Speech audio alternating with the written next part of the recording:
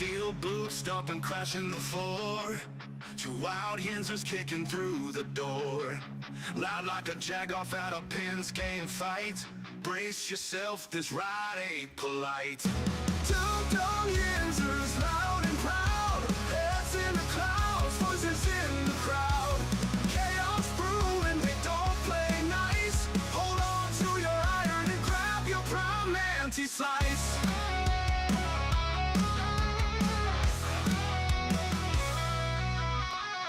Tales from the burg with a hint of mayhem.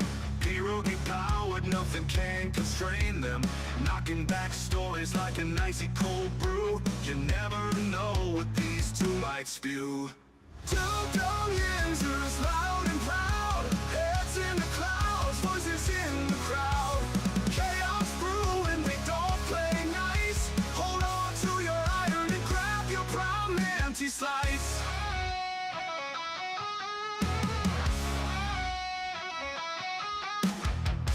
From the bug with a hint of mayhem. Pierogi powered, nothing can constrain them. Knocking back stories like an icy cold brew. You never know what these two might spew. Two dumb Yinzers, loud and proud. Heads in the clouds, voices in the crowd. Chaos brewing, they don't play nice. Hold on to your iron and grab your prime anti-slice. Rivers collide where the laughs always flow. Black and gold thunder everywhere they go. The madcap kings breaking every mold. With two dumb Yinzers, the stories don't get old. Two dumb Yinzers, loud and proud. Heads in the clouds, voices in the crowd. Chaos brewing, they don't play nice. Hold on to your iron and grab your prime anti-slice.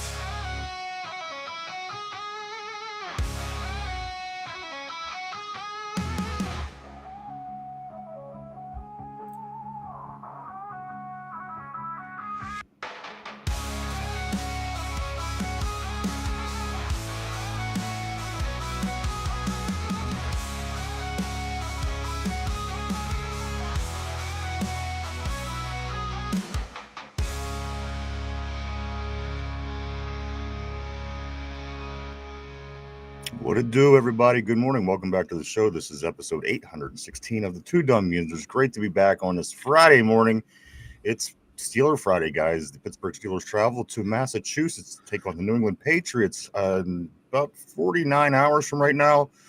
Hopefully we get that win, guys. Get back on the right track. I do want to say good morning to everybody so far on the board. I see Derpy. Derpy, it's his birthday. Otherwise, I'd give him shit, but you know what? It's his birthday. Happy birthday, Derpy. Happy birthday, brother. I believe the big 2-9 Derpy is today. The old 2-9, the old Phil Bork, the old Marc-Andre Fleury. It's interesting, though, that just this week after Caleb Johnson makes that special teams error, people have been referring to Barry Foster's error, and he was number 29. So in the long, weird world of mysterious conspiracies, maybe something's going on. But if it's not, guys, it is Pittsburgh Steeler week, guys. We have the Patriots. Again, we're trying to get back in the win column to go over 500. Mike, if we lose, we'll be 1-2. We'd like to get this win, especially heading off to Ireland next week to play the Minnesota Vikings, and then coming back. And we got division games. So this is kind of a win that you want to get. You don't want to start off 1-2 and then head overseas, because, again, I think going overseas brings a lot of unknown, and everybody's just outside of their element. So I think there's always a chance that something odd could happen. But getting this win, I think, is kind of, it's certainly something that we want to do. It's certainly something that they want to do against us as well. So we'll try to see if we could do that, Mike. Of course, the story of last night, the Buffalo Bills beat the Miami Dolphins 31-21 on Thursday Night Football to get the week kicked off. I'm happy to say that I noticed that everybody did get their picks in, Mike, and nobody did miss getting that game on their picks. Good. But the one thing the only reason I'm really heading this direction, because I don't give two shits about either of these teams, especially in week 3 of the season, Mike, is the fact that the Steelers are no longer interested in Tyreek Hill due to all the way back to yesterday afternoon. They decided that this is no longer an interest of theirs. At first, I thought, you know what, maybe they're just kind of pulling our legs, to maybe try to get this to happen in their favor. But you know what? I guess due to the NFL's investigation into recent domestic violence accusations, they will not. Mike Tomlin worried about the league's personal conduct, all that kind of stuff. So they lost interest, guys. They have no longer have interest in Tyreek Hill. So even though these Dolphins are 0-3, which I guess is the best case scenario for us, because if we were going to get him, this team losing is the best thing that you could hope for, because somebody made a statement about a week ago, if they're not eligible for the playoffs or whatever, they're going to consider shopping him around and seeing what they can do. But so I guess as of right now, we're out. We are no longer interested in Tyreek Hill. Again, whether they're just throwing that out there to throw other people off, I don't know. But again, when you use an issue like the conduct policy and domestic violence, I kind of find it difficult to think that they're using that as a decoy. Because if you end up going back and grabbing him later, then people could say, bro, what are you doing? You literally said you didn't want to do this because of this, and then you went and did it. So only like maybe they're fearing a suspension might be coming up. Absolutely. If they call it wind, and you don't want to trade assets for someone who might not be available for a big chunk of time. So I don't blame them. Let the whole thing play out. And if it gets fixed by trade deadline and you're still in contention and they're out and you find out he's free and clear, because I haven't read anything into it other than I saw that report as well, you go and do it. But if it comes out he's suspended, don't do it. This time I don't blame them for taking their foot off the gas on this one. And you would think, they've been pressing on these kind of things, so he's more than likely going to get a suspension. And again, this is obviously what's going on. You don't want to get involved with the situation for the Steelers. But the timing is crazy, because again, now they're 0-3, and this is a perfect opportunity for teams to start looking being interested in him, and that's not going to happen again. And I'm sure he could end up in Dallas or the Raiders or some team like this. It always takes. I was going to say he'd fit perfect. Yeah, they just go down to the state pen and load him up in the back of the truck and set their teams. So we'll continue to see what's going on with that. Everybody, good morning. Welcome back to the show again. 816 of the Two Dumb Yinzers. This is Patriots weekend, guys. Again, about 49 hours from now, the Steelers will be kicking it off in Foxborough, Massachusetts, at Gillette Stadium. Hopefully getting that win, getting back in the win column, Mike. In this early season, a lot of confusion. People not quite sure what to expect. This football team, they could go either way at this point. So we're hoping they go they go our way. But again, you never know, Mike. We have difficult times beating New England, especially in New England. And this one here, guys, is something that I don't think was talked about enough this week, is how much Mike Vrabel knows Artie Smith's offense, guys. If anybody knows Artie Smith's offense, certainly when it was successful. Yeah. We're talking about the 3, 7, and 10 years in Atlanta. If anybody knows the Artie Smith's offense when it was successful, it would certainly be the head coach across the field from us this coming weekend. Mike Vrabel was the head coach, and Artie Smith was the OC down on that. The most successful years of Artie Smith's offensive coordinating career. And, of course, Mike Vrabel would know more than anybody what Arthur Smith has going on. So, guys, for those reasons, again, I was starting to say this is not a good team. We should probably run away. But you know what? This is Steelers season in a nutshell. Is it ever an easy game for the Steelers? It doesn't matter whether we're good. It doesn't matter if we're not good.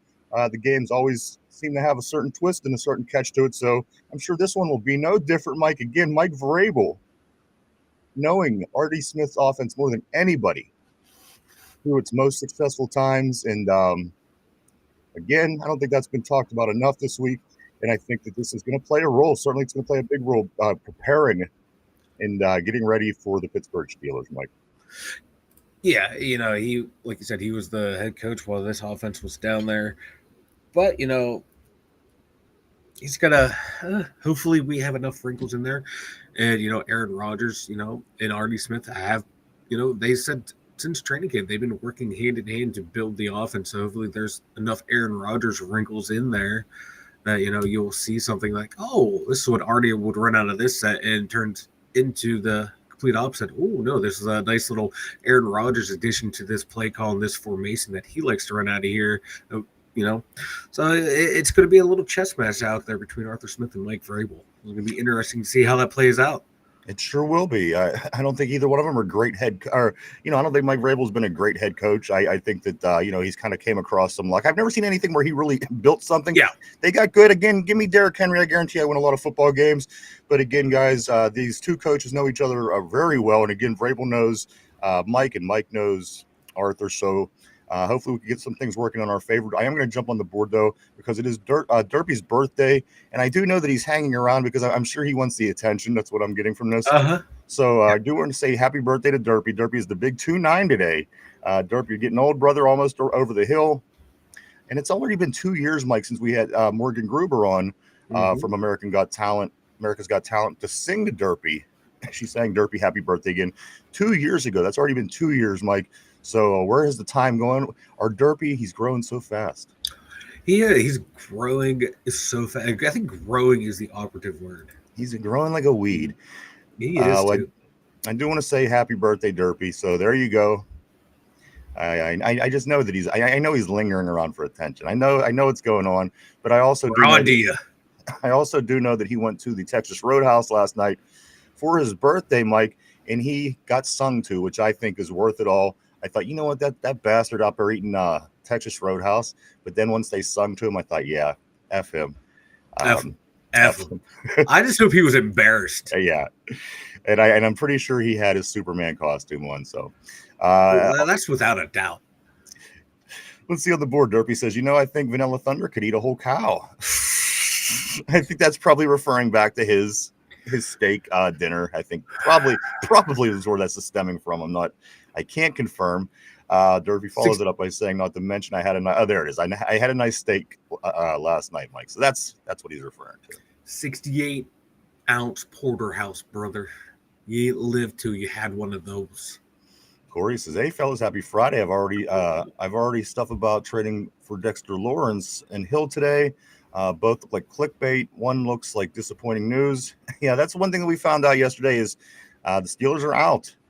This is what they said, at least. I mean, if they go back in, that could happen, I guess. But as of yesterday, the Steelers said they're no longer interested in Tyreek Hill due to the NFL's investigation into recent domestic violent accusations.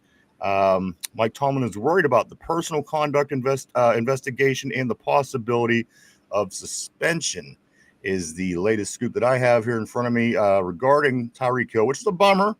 Again, they go 0-3. You're starting to think, all right, maybe we might get this weapon, but apparently we're not now. But Dexter Lawrence would be amazing, but that sounds like it could be clickbait as well. Yeah, that's extreme clickbait right there. There's no way New York's trading Sexy Dexy. Yeah. I mean, if they would, I'm all fucking for it. Derpy says, like first round pick, I'm throwing it. Corey says, Derpy, what'd it do? Mark Malone says, mine got no more anal reamings on Sunday. I'm sure there's going to be plenty of anal reamings. Phil Steele, what's up, brother? He says, top of the morning, Steelers Psychos. What's up, bro? Always great to see you guys on the board. Mark Malone says, we never were talking about the Tyreek Hill, being interested in Hill, of course. Derpy's on here chirping at people. The birthday chirp. Corey says, okay, I hope Vegas loses again and again so we can get Jacoby Myers. Mark Malone, what's up, brother? He says, the issue is getting anally reamed to the tune of 30-plus on defense. RB says, Vrabel is also familiar with the 30 other coaches with Mike Tomlin's 2-4-5 cover 3, 90% of the snaps. We are the furthest from a hard team to prepare for. And this is something that I've heard recently over the past couple of years. A lot of teams, especially Patriot players from the past, they said this team is not difficult to prepare for. They don't change often, just their overall model of what it is they do. I'm sure they do plenty of, a lot of changes in the locker room and halftime and things like that. But from game to game, this team's game plan is generally pretty much the same, and it has been for a long time. Wonder why. I don't know. Maybe they should focus on changing that at some point. At least, again, for Wes Welker and these guys who are greats to come back and say that, I kind of think that there might be an issue here. I don't think it's a secret anymore. So I guess we're going to keep limping along. I don't know. I don't know the answer. Defensive-minded coach with highest paid D in the league. Can it hold? 31.5 points a game so far. It's not looking good. But again, just what the doctor ordered, the New England Patriots, this team shouldn't be a difficult game. But again, it's going to be It's just how it plays out for our Steelers, right, guys? Until we get out of that slump, Mike, and we become one of the top teams again, where we just kind of like when Ben was here, you kind of expected to win a lot of games. Yeah. And we haven't had that feeling here in quite some time. Certainly years back into Ben's career, because at the end of his career, it wasn't quite that way anymore. But to have that kind of guy and think that you have a chance every game that you play, that was a good feeling. And I hope to get back there one day, Mike, because these heart attacks, I just don't know how much longer people could take some of these games the way they play out. Well, like a lot of Yinzer fans still have that mentality of, oh, we're gonna go in and win every game. We're gonna go in and win every game. We're like, oof. Living in the past there. Living in the past. Not living in the present, where this team has, been struggling for the past 5 years. Stop living in the past, man. Nah, brother. I love living in the past. It's so much easier. RV says, happy birthday, Derpy. Where's the midget stripper to give Derpy a lap dance? She'll be in next week. And that'll be all on Derpy, whether he decides he wants to come in that day or not. He knows he's invited. And I'd be more than willing to have him on. Again, something special for Derpy this year. All I do for Derpy, all these special things. RB also goes on to say he'd get so excited he'd blow his load before he unbuttoned his pants. He probably just blew his load right now hearing the story. That would be where my money's going. Phil Steele says big transition in 2 years for Derps. He licks peaches now. Ooh. Interesting. Good morning to Richard on the board. Always great seeing you, sir. How are you today?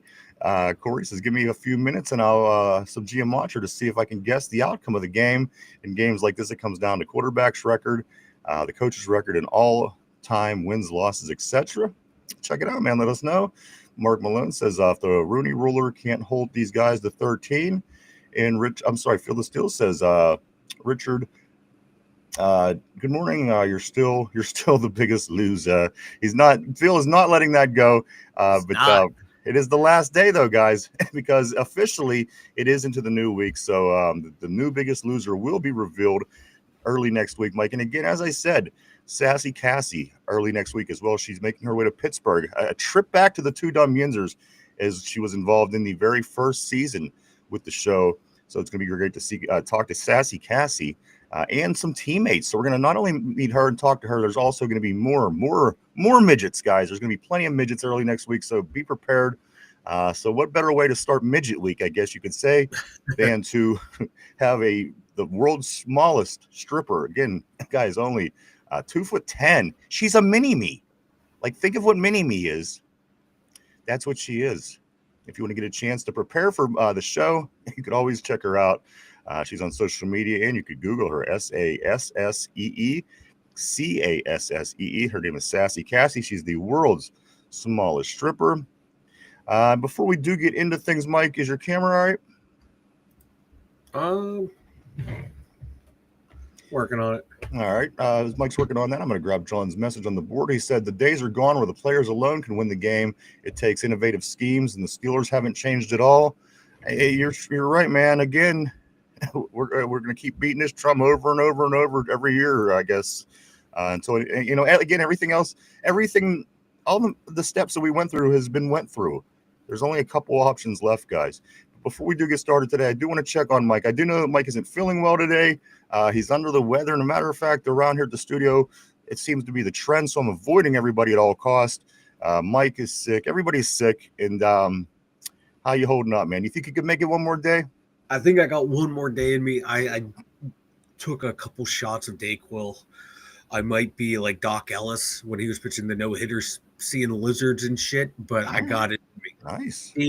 Digging deep. I'm not, one of these guys who, like a baseball player, gets a little hangnail and's out for 6 weeks. So, yeah, you kind of are, but you know what? That's a conversation for a whole other day. Like when I get sick, I am like a baseball player. Yeah. But I show up like a hockey player. Yeah. I'll whine the whole time, but I'll be here. God damn it. RB says, I really do believe if a white guy coached the Steelers the last 12 years, the national media opinion would be drastically different. Maybe in another, I think what RB is saying, that the media would not look as highly on the Steelers, perhaps, because we haven't done anything, but yet still a lot of praise about the coaching. I think that's where RB is going. At least that's the way that I read it. Guys, let's get into some things that are going on around the Steelers locker room and beyond, guys. Max Sharping, of course, we talked about him being injured yesterday on the show. He got hurt on Wednesday at practice. He tore his ACL, so he is out, Mike. That was at practice on Wednesday. Max Sharping, offensive line depth, is being placed on IR and will miss the remainder of the season. Like, I'm reading like how this is like a big loss for the Steelers depth wise. I think we got, Andrew Speed, who's a better player than Max Sharping. So I think we'll be okay.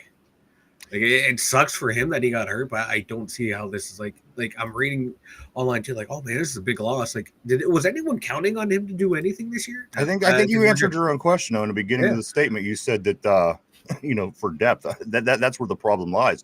I don't think anybody's upset that Max Sharping isn't going to be backing up Broderick Jones. I think that the fact of the matter is just the way our seasons and our team has been going with injuries and the way the league is, just the depth you need bodies. And if something happens and we have to go get somebody else, he might not be as at the level of this guy, because this guy obviously made the team or was on the team. Yeah. So now you're getting somebody low. So again, it affects things in that aspect. You don't want your depth, especially how things have been going with the Steelers, especially how things have been going with this in this league. So again, Max Sharping, guys, is out for the rest of the season. The Steelers. Let me see what else. Okay, yes, Mike. There's a very small chance. Speaking of injuries, a very small chance that Derek Harmon plays Sunday. The rookie from our first round pick, Mike. This is what was said by Terrell Austin. He says the Steelers to limit Derek Harmon's snaps if he does make his debut on Sunday. One way or the other, get him in there. Yeah, he did his time. He's healing. You're letting him practice. Whether you let him play Sunday or you let him play next week, get the guy some snaps at least, because they're going to play this whole roll it out game. First game is not going to be many snaps. The next game is going to be a little bit more. Just start it this week then. Do a couple snaps and get it out of the way, because they're going to ultimately play that whole process out, and it's just going to take longer. Let the guy play a little bit this week. If he's practicing and you cleared the practice, then he could be able to play. Yeah, especially if you're not going to count on him to be the starter, use him as a rotational piece. Absolutely. Get him in there. I get where they come from the conditioning standpoint. You don't want him blown up out there. But you're going to rotate him in with other guys. You know what I mean? Like, fresh. There's so much hypocritical things about this team that just piss me off. Because on one hand, the conditioning of this guy, but on the other hand, you don't want to play all your starters in preseason who obviously it affected in the first couple games of the year. So they're just so all over the road with the way they handle shit. And again, I don't remember it ever being like this. It's usually pretty standard. A coach has a way that he does things.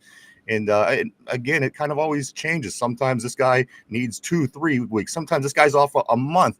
So you just never know. I just never know what to expect anymore, Mike. And this isn't any different. I say get the guy in there, and I started to cut you off. I'm going to pass it back to you on that one.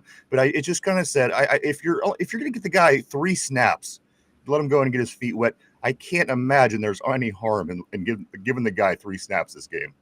Yeah, I have a feeling he is going to play, and I'd give him about like 15% of the snaps. And if he's looking good and he's feeling good and the knee is feeling good, keep putting him out there. Keep putting him out there. And just ask him how he's feeling when he comes back. Have the trainers keep a close eye on him, because I don't want that knee getting hurt anymore. Because I was just watching some of the drills yesterday. We know how fast Herbig is and how quick he is. Herbig went through and did like one of the bag drills. And then you saw Harmon go through it, and Harmon looked more fluid and faster, and he's how much bigger. I want to see this guy out there, but I just want to make sure that knee is 100% or close to 100% as ready to go as it can, because I don't want to lose him any longer. But yeah, get him in there. Let him play about like 15% of the snaps. But, if he's feeling good, then he's feeling good. Keep him out there. Keep him out there, because he can't be any worse than some of these guys we've been putting out there. And I do believe that Y.A. Black is going to be getting some snap. He'll be getting time at the nose tackle position, which I think right now might be one of your better options. However, we will see. I mean, we could say all we want about Keanu Benton, and he really hasn't showed us much in his time at the nose guard position, but we'll see how that plays out. A few other things, Terrell Austin also talking about whether Bentley, the newly acquired inside linebacker that we got from New England this week, will be participating in this game. He says, we'll see. So there's a possibility of some Bentley. There's a possibility of some Derek Harmon. Who else? There was somebody that was just Cole Holcomb. Cole Holcomb, his role is supposed to be upped this weekend. So I mean, they're making some moves within. I don't know, Mike, if these are the moves that are going to win football games. If you give Cole Holcomb some time opposed to Peyton Wilson, if you get Derek Harmon a few snaps. I just don't know how much of a difference you're going to see from these little bits. But again, this is ultimately going to play out over the next couple of weeks as you go over to Ireland, as you get the bye, as you start playing division teams. Then hopefully Derek Harmon at that point will be back in full swing. Hopefully at that point, Jawan Bentley will be in full swing. We could get something figured out in the middle. But Mike, again, this where we're learning a lot about this team again in just 2 weeks of football, and we're going to learn a lot more about this team on Game 3. Yeah, like we've been saying, man, you usually know what you are by week 4. People have been saying like these first 4 weeks I'm going to break this camera. These first 4 weeks, kind of like an extended preseason, working everything out. So yeah, by the end of this game and the beginning of next week, we will know what this team is at this point, and can they get things turned around? Can the offense more look like a week 1 offense than the week 2 offense? And if that's the case, I like our chances in more games than not. Yeah, and here's the thing. And again, I don't want to harp on this, but again, we're still tripping into week 3, trying to figure out what we got. The good teams, they're well off and playing very well as they have from week 1.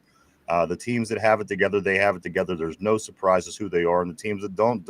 And again, anymore, unfortunately, there is not many surprises in that whole area, which, again, it's unfortunate, Mike. I wish things were different for the Steelers. It's been this way for quite some time. And again, I think that Steelers are kind of getting, fans are kind of getting irritated. Again, this is something that we expect to see, I think, sometime in a 10-year span to see a playoff win. Again, that's still to be determined. We're not guaranteeing that's even going to happen this year. We do know the draft is coming to Pittsburgh in the spring, and we're excited about that. But, Mike, a lot of football happens between then and now. But you know what? Let's get to the board and get caught up. I don't want to leave anybody out today, Mike. This is Friday. This is Steeler Friday. And, of course, we're heading up to Massachusetts to play the Patriots in 48 hours, 35 minutes. It's going to be on like Donkey Kong. I'm going to go right about here.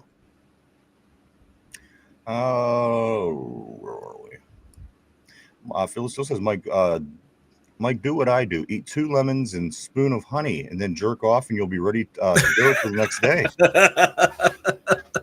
Well, Mike, you already have the jerking off down pat every day. That's just penciled in daily activity, brother. With his 3 times a day, should this be sped along for him, Phil, is what I'm wondering. Because, Mike, if that was the case, you would have been healed 3 days ago. 3 times a day. Those are rookie numbers, brother. RB says, you nailed it. A white guy wouldn't get the no losing season pass and wouldn't be called one of the best in the game. They would hammer home lack of prep. 500 seasons, no playoffs. Follows it up by saying living off the past and that success dwindled as the former coaches, players, and influence was phased out. John jumps in. He says, stop with the political BS. Phyllis still says freaking Rooney's going the wrong way. Hurt our Steelers, freaking Rooney. RB says Tomlin's teams are always undisciplined, underprepared, displays a total lack of fundamentals on top of his clock management has always been ass, and he is the worst challenge success in the NFL. I don't want to get yelled at by Mike, so I'm just going to continue. I'm not going to even comment on anything today on as far as the coach, but I'm going to just continue to read because I value what the Yinzers think. And yesterday, Mike reamed me an asshole on the show. Oh my! So that was non-Dayquil Vanilla Thunder. This is Dayquil up Vanilla Thunder. So I'm going to continue because again, the Yinzers mean everything. So let me continue.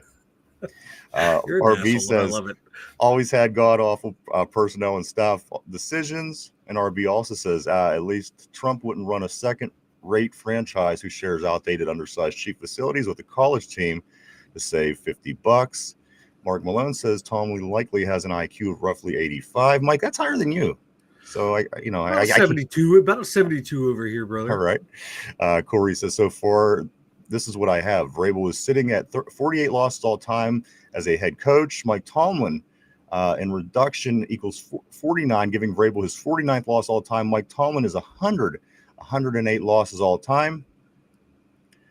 Mark Malone says, I am not joking. Those are the statistics. Corey says Pittsburgh Steelers equal 108 in reverse reduction, so we stay at 108 losses. I'm sure it's deeper than that, but that's what I have right now. What's good, Vegas? Always great seeing Vegas on the board. Hope you're ready for the big game Sunday, man. We got the Patriots, and we're hoping to go 2-1, guys. Again, it's hard to say right now. You asked me 3 weeks ago. I said there's a chance we could be 3-0, but again, we got to see the team play, and now we know what's going on, at least to an extent. And again, still learning every week. Mark Malone says, John, strap on a pair of prosthetic testicles, and begin pretending like you're a man. It's going down on the board. The board has been chippy this week. Like, I think if anything, we're due for a football game win this weekend. Like, if the Steelers win, maybe you'll see a calm board, terrible board next week. But they've been going at each other's throats all week, and I don't know if that's what it is, Mike. I don't know if it's because of the Steelers' loss, but I know that it sure makes me chippy when they lose. It makes everyone chippy when they lose. And you always hear this. You're like, that doesn't happen to me. But you know what? Here we are, ready to try to wring Mike's neck, and they're ready to wring each other's neck. Christopher, what's up, dude? Great to see you this morning. Always great to see you. He says, guys, this is the team that recorded our practices. That is the only reason the Killer Bees did not win a Super Bowl. We better kick their ass. I hope you're right, man. Let me give you some numbers on that, Christopher. The Steelers, they're looking to end a 16-year drought in New England. Steelers are 1-5 under Mike Tomlin at Gillette Stadium. The last time he beat the Patriots in New England was in 2008. It was the first Super Bowl that team. Also, Mike Tomlin all-time is 3-10 versus the Patriots. So, I mean, if you want to look at things from that angle, it's not good. And we do have to get back on the right track. But also, you have to consider as well, Tom Brady was on damn near every one of those teams, and it was a totally different story. Again, we're going to be facing, what's the guy, Drake May? It's not Tom Brady. But again, it's that Patriots thing, and we're going to get more into that here as we go. Always a difficult chore to try to beat the Patriots as the Pittsburgh Steelers, again, going off to play them on the road this week. So again, the Steelers trying to end a 16-year drought in New England. Steelers are 1-5 under Tomlin at Gillette Stadium, and the last time he won it there was in 2008. In all time, he has been 3-10 against the Steelers, which again, I don't even remember a couple of those wins, to be honest. It was so bad in that Tom Brady era for me as a Steeler fan. Oh yeah, I would be willing to accept that we won like one time. But then I think back, okay, that 2004 game where we had Deuce Staley and we beat the Eagles, and then we beat the Patriots in back-to-back weeks when they were 5-0 and 6-0. Okay, there was a win there that the Steelers had. Again, that wasn't a Tomlin team, but just generally they are a difficult team for the Steelers to beat. But also then I remember the game on Halloween a few years later. We beat them, and we weren't supposed to beat them. So I guess there was games in throughout, but they beat us so much, it's hard to really remember what the good games were, because, again, like, it was domination. And for a quarterback to be Tom Brady and the other one to be Ben Roethlisberger, I would have liked to seen this the series be a little bit closer. Unfortunately, that's just not the way it played. They were a very well-coached team. And, again, there was a lot of times, Mike, they had players that I didn't think would be great on other teams. And they weren't. Where did Wes Welker go? I mean, he went to Miami after New England. What happened to Wes Welker? Yeah. And all these other average-sized guys, what happened to them after they didn't have Tom Brady anymore? So there was something special about this guy that got shit done. Oh, yeah. And Dick LeBeau was defensive coordinator for that defense. And Tom Brady and Belichick, and I forget who the OC was, they would just come up with stuff that we had no answer for. Remember Hogan? Who ever heard of the little white guy Hogan? The only game I ever saw him do anything was against us. Yeah. And he had like 100 yards, and we couldn't cover him to save our life. Those games were nightmare fuels. I think, like, after watching those defeats, any loss anymore, I'm just like, oh, okay. It doesn't compare to any of these New England losses, so it doesn't even faze me anymore.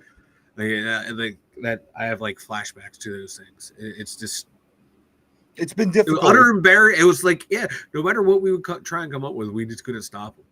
I know you're right. We'll play zone. We could be playing so good. We could be Next playing week the we'll play hottest man football. on. They could be playing the worst football, and somehow it was just very difficult. The two styles, Mike, and I always say this: the Steelers and Ravens are they're built to play and beat one another. In other words, it's hard for other teams to beat us in the Ravens because we have an AFC North style. And when you go outside of your style, it don't matter sometimes. You just have a difficult time playing other styles. And as I mentioned the other week, if you're playing at one team that's so drastically different than everybody else, you're not going to totally uproot everything that you do to try to beat this team that you're playing. Like, say it's an NFC an opponent. You're only going to see this team once every 4 years. You're not going to uproot everything to try to win this one game. You're going to go out and do what you do and try to win the football game as best as you can. But you're not going to uproot everything for one particular game. And I think that's a reason why New England won a lot. Because the teams in their division stunk, so they had that going for them, and everybody else wasn't willing to give up their whole entire game plan just to try to win this one game. Okay, we'll take the loss to the Patriots and continue to try to win in our division and win and do what we need to do. But again, a lot of teams, Mike, I think when you see these kind of freakish teams, teams don't want to. They, at the end of the day, there's not enough time in the day to get prepared for these teams, Mike, because it take you a month to get ready to play a Tom Brady. Say you're not a good team. And to totally uproot everything that you do to prepare for him. So that's why we're built a certain way. That's why they're built a certain way. Everybody in our division is basically the same. And you look around the league, Mike, it's very similar. The NFC North, very similar to we are.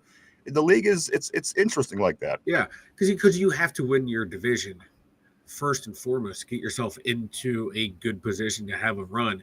And then you got to hope, you get that favorable matchup in the playoffs and your style of play can beat that style of play. Can you scheme up, blah, blah, blah.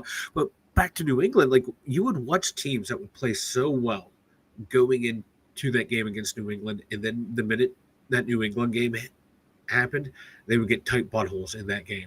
Yeah, guys are making stupid mistakes they've never made. You would watch Hall of Fame quarterbacks go in and play against New England and like forget how to play football. Right. You'd watch some of the best receivers drop balls, running backs. Or the number one defense in the Pittsburgh Steelers letting up 51 points in a game. Yeah. You know what I mean? Like shit like that. They had that mystique. It was like playing the Yankees. Like playing Montreal Canadiens back and Mike, also the effect that other teams have when they play the Steelers. Yeah. You know what I mean? It's the same effect, when most of the league plays us is the effect that it had when we played New England. Yeah. Yeah. It was like every team that played them, they would just – because they would get into their own head of overthinking. Because what's New England going to do to us? What are they going to bring up that we never saw? Instead of just game planning like it was another game, the coaches would get in their own heads, the players would get in their own heads, and you would just watch these teams crumble and collapse in front of them. And it's like, and it happened for 20 fucking years. It was insane. I know every time you thought it was over, like when they went 3 out of 4, whatever it was, that first run, the 2001, 02, 04, I thought, okay, well, that was fun. I'm glad it's over. And then it wasn't over. They took a couple years off and came back. And they come back and went undefeated.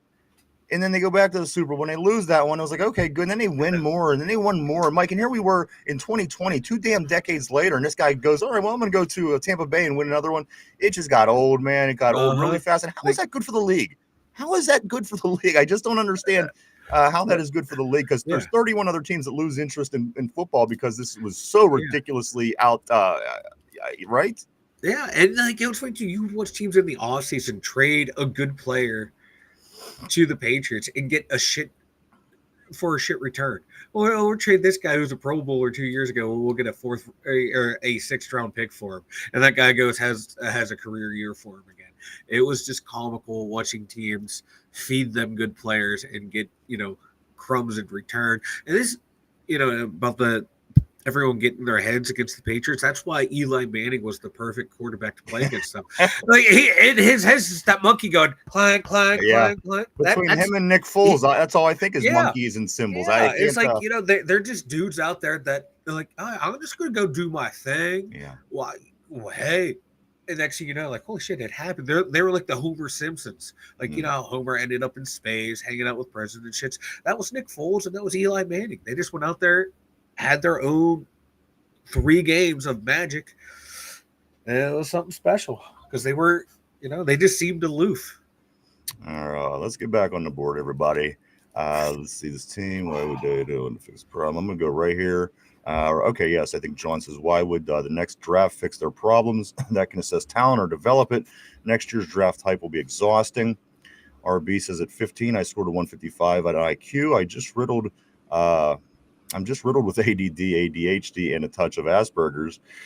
Following that up by saying, John, I'm with you. As long as Tomlin is here, it's hard to get excited about anything. You know what I mean? This has kind of been sprinkled throughout his career, but it's getting thick. And you know, again, we're running out. I'm running out of ways to stick up for him. I really am. Because I did. For years I did. And I thought, you know what, it'll get better. It's never getting better, guys. Again, frustrating, but I'm going to continue to move on the board here. Where Corey says this. Corey says, guys, we all want the same thing. Stop the hate. I'm going to go steal Beaver in this bitch. Mark Malone's like, sweet Jesus, steal Beaver. I don't know what the hell that is, but it sounds fun. Yeah, right. Usually you got to pay extra for that. Right. Beaver. Brian says, good morning, Brian. Welcome to Brian on the board. He says the Steelers should be able to throw all over this team. Let's see if DK can have a big game. And if anyone steps up to claim that number two spot, and it's between the midgets and the white guys. So take your pick. Again, the midgets have a total of about 5 catches so far. Roman Wilson finally his first catch last week. And again, the white guys, I don't know if they got any targets at all last week. So again, it's going to be interesting. Jaylen Warren is the number 1 receiver on this team right now. He has, I think, roughly 5 to 6 yards more than DK Metcalf. Maybe that's part of the Aaron Smith offense. I don't know, or the Arthur Smith offense. Maybe that's the whole the trick. Maybe that's what he has up his sleeve. I don't know, but that's what's going on right now. Again, running back 1 leads the team in receiving yards. Le'Veon Bell, baby. He's like he's the Le'Veon Bell. I don't know if he's like Le'Veon Bell, but that's kind of we're kind of seeing something similar in this. But what's going on here? New England is giving up 315 yards per game through the air, the worst in the NFL. Mike, the Steelers lead the league in 15 plus plays, 15 plus yard plays given up. Their streak of 10 games of giving up at least 300 yards is the longest in the NFL. So say what you want. We probably shouldn't throw rocks at this point, right? No. It's just, they're worse than us. They're worse than us passing wise, but you know. Let's see. We go right here. Vegas says, I remember when the stadium opened, they played us and we were the favorites and they beat us. Mark Malone says, remember when Belichick got tired of raping Tomlin with football players and began raping him with lacrosse players? You know what? I'm going to be honest. I didn't really I didn't follow Bill Belichick all that much. I mean, I whenever it's going on up in New England, like I don't pay much attention. It was like Edelman and that Hogan guy. They were lacrosse. Yeah, I remember something happened. I don't. Yeah, and then he made them into wide receivers that just terrorized the NFL. Somehow turned Edelman into like one of the best all-time postseason receivers in NFL history. I see what you're saying. Yeah, I mean these guys. Who are these guys? Hogan, Edelman, Amendola, Wes Welker. Yeah. I think there was somebody before that. You know, people could have said, yeah, you know what? They had Randy Moss and they had Corey Dillon for a very short period of time. They had more than not had these other guys that, again, Wes Welker goes somewhere else. He went to Miami and you just never heard about him anymore. He went from being one of the best receivers that couldn't be stopped in the league. Went to Miami, nothing. So, you know, that tells you a lot. But again, enough of the olden days. And just like Richard's saying on the board, fuck Tom Brady. I think we could all agree on that. Wes Hatchett, what's up, brother? Always great seeing Wes on the board. Glad to see you, man. Hope you're ready for the big game. Again, as the Steelers do try to get up to 2 wins on the season, guys, improve their record to 2-1. And then P, my man, all the way from the Big Japan. P? Big P says all the Rooney Rule does is get the man an interview. That's still just a step too far for some folks. I don't get it, man, but it's great to see you, P, as always. John says the Pats will run the shit out of the ball and load the box on D to stop the run and put pressure on Rodgers, daring them to beat them through the air. Simple game plan. You know, the thing is, though, guys, you know, and as we said earlier at the top of the show, nobody knows Arthur Smith quite like Mike Vrabel does. Say what you want about Mike Vrabel, whether you think he's a good coach, whether you don't think he's a good coach, whether you think he's effective. One thing that he does do is he knows very well what this guy can do, our offensive coordinator, because he had the most success while coaching on the same staff. The guys sat down together hand in hand and worked game plans out. So again, if anything comes to be a factor in this game, I think that ultimately does, because some people know little things about people that go a long way, and we just don't know what Mike Vrabel knows, and the fact of the matter is we're not playing great football right now either, so that plays into it as well. So it's going to be an interesting matchup, no two ways about that. RB says this. He says Chris Hogan was a decent running quarterback for the MAC. Where did Hogan come out of? I'm not sure. I remember it was the MAC. I just remember him. He came out of no. I just remember, like, who the hell is this little white guy that Dick LeBeau's defense could not cover? Richard says, I can't stand Tom Brady. I do my best not watching any game he is part of in the broadcast. You know what? I'm the same way. Like I was just saying, I really didn't pay much attention to them because I hated them. It would be like me going and watching Browns games and Ravens. I couldn't take that team for them 20 years. So a lot of times I just turned the other way and went on with life because there was not much you could do besides be frustrated with the Patriots. Cody, my man, what's up? What's good going on this morning, sir? Happy seeing you on this Friday morning. Out where you are, it's morning time. Cody says we were rig moving today. I'm listening. Might not be able to comment. Good morning, fellas, and terrible board. Good morning to you, sir. Always great hearing from Cody. John says, we said all offseason the team's success depends on the O-line. So far, it's not good at all. You're right. Vegas says, Jesse caught it, and he sure did. He sure did. There's that one guy on Twitter, on X, like he's every day. Every day. He's up to like 2,500 days or whatever it is. That was like, and he's like 3,000 days? Well, whatever it is. The point being that he's still every single day says Jesse caught that ball, and it's been X amount of days, 1,624 days since Jesse caught that ball. And you know what? Every time I see it, I like it too, because I want him to continue to do that and see how long it goes. I think it's interesting. Christopher says Deflategate recording our practice, the hotel fire alarm going off at 3 a.m. in the morning, the night before a game. Well, Coach O, yeah, man. They know how to, they what do you always say, Mike? If you're not cheating, you're not trying hard enough, I guess. Exactly. If you're not cheating, you ain't trying. That's why Barry Lamar Bonds deserves a hypodermic needle statue outside PNC Park. And if the other team's cheating, you better damn well cheat too. You don't go out there and play regular when you know the other team's cheating, because then you're right. You're not trying hard enough. They just got caught. They got caught. That was the problem. Like, you got caught doing what everyone else does, and of course the rest of the teams are gonna be like, oh, how dare, no, we would never do anything nefarious like that. Well, who would say that they would? Exactly. Nobody would ever admit and then hey, but you got caught, so therefore you should have had some. Why do you think the NFL burned the footage? Because they know everyone else is doing it. Why are all these teams cheating? Like, why do they never get stripped? You got Michigan, you got the Houston Astros, you got the New England Patriots. You might as well cheat. That's Mike. That is what's being taught in American sports right now. If you don't cheat, you don't win. Dude, like, take a look. This is gonna get super nerdy, but like cycling, Lance Armstrong, all of his titles stripped from the official record books.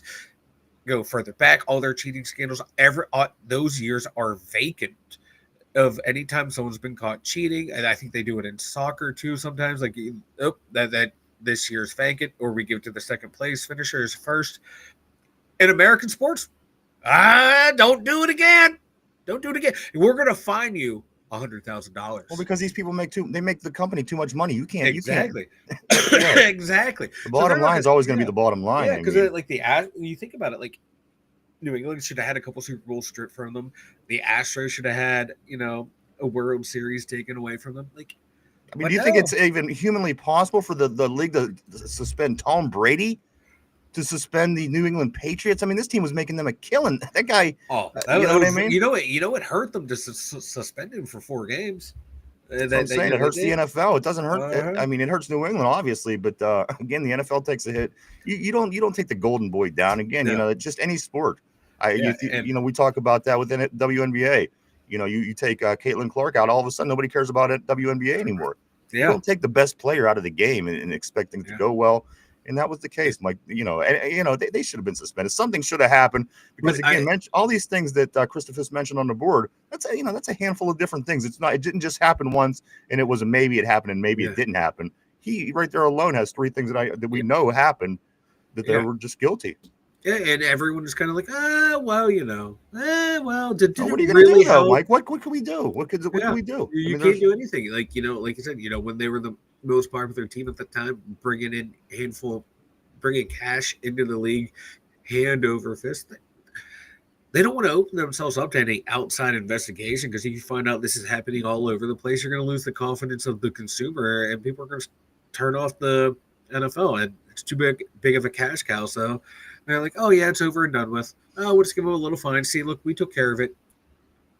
Aaron on the board. Always great seeing Aaron J. Happy Friday to you, sir. Aaron says, here we go, Steelers. That's right, baby. Just 48 hours and 12 minutes away to we're kicking it off in Foxborough, Massachusetts, guys, at Gillette Stadium. I can't wait. I'm calling for a win, Mike. I do hope and I do think that we're going to come home with the win 2-1 as we get ready to head across the pond to play Minnesota and Ireland next Sunday morning at 9:30 Eastern Standard Time. But before we get that far, Mike, we do have to play this football game in Massachusetts. Off to Boston, the guys will be heading, and they're going to be getting ready to take on a Drake May-led Patriots team. This is not your father's Bill Belichick coached Patriots. This is not your father's Tom Brady quarterback team. This is a whole different team. So maybe, Mike, things can start going in our favor, and that could change this weekend for us because the past has certainly been ugly, and it's always been ugly all the way back. New England's always been a tough team for the Steelers to beat. But let's jump back on the board. We're Fearless Steel here. He says, yeah, so far, no O-line and horrible scheme on defense by the defensive coaching that carried over from 2024. Why are these coaches still on the Steelers sideline? At some point, something's got to give, brother. We got to make some kind of moves at some point and try to, again, if we try everything else and nothing works, you have to eventually start firing coaches. You just do. People fire coaches for a lot less. Believe me, there's guys out there that's done better than things that are going on here in Pittsburgh, and they've been fired. It's just the way Pittsburgh handles things. And again, or we can continue to keep running in circles. Those are the choices. At this point, Mike, I can't think of much else that we can try that hasn't been at least suggested or tried over the past 5, 8 to 10 years since we last won a playoff game. I mean, what do we suggest, guys? How does the general public, how does the general fan base recommend this team turning around to be back in the glory days? I know the answer, and I said the answer, Mike, and everybody knows the answer. I think you have to have that guy behind your center. That is number one. If you don't have Josh Allen, the Buffalo Bills aren't any good. If the New England Patriots didn't have Tom Brady, guess what? The New England Patriots weren't any good. And they were good. They're going to win football games, but again, you see what happened when Brady was out. Guess what? We beat Mike Castle. What's Castle's first? Matt Castle, and went on to win the Super Bowl that year. In the other year we won the Super Bowl, I believe there was another issue where Tom Brady wasn't available in the playoffs, and we were able to move on. So again, having that guy, other things definitely have to happen, but it starts by having that guy. We don't have that guy. We haven't had that guy. Even when we had that guy at the end of his career, his elbow was being held together by, Mike always says, duct tape and chicken wire. Exactly. So, I mean, at that point, you still weren't getting that guy production. Every winning team has that guy. There's about 5 of them on the planet at any given time. Right now, Patrick Mahomes is one. Right now, Josh Allen is one. Right now, Lamar Jackson is one. And then maybe a guy or two here or there, just depending. Yeah. But, Mike, you got to have that guy. Otherwise, you're just not going to be one of those teams. Look historically. If you didn't have that guy, you're not going to be a team that consistently wins football games in the NFL. You're not going to be a team that has a consistent success in the playoffs. You're not going to be a team that is in the contention for the Super Bowl. Having that guy is a very, very, very important thing in the NFL. Again, does this draft help? Does this draft mean anything? Is Will Howard going to be that guy? Does this go on for 2 more years? Is this something? So again, Mike, right now at this point, people are just so frustrated because they feel that we are basically kind of lost in space, waiting for something to come along and save the day. We know what we need, but we just kind of keep going through the motions because, again, we don't have that position, and we just kind of keep recycling what it is that we do from year to year. Yeah, it's the refusal to change. And then when we do try to change things, it's it just doesn't work. We try to get up to date with the way the NFL is run on offense, and it's starting to sputter. And we look like we did before. But now we run the offenses that they run in the NFL, but now we're back to, going back to the way we were before. Yeah. As far as the results go. Let me jump back on the board right here.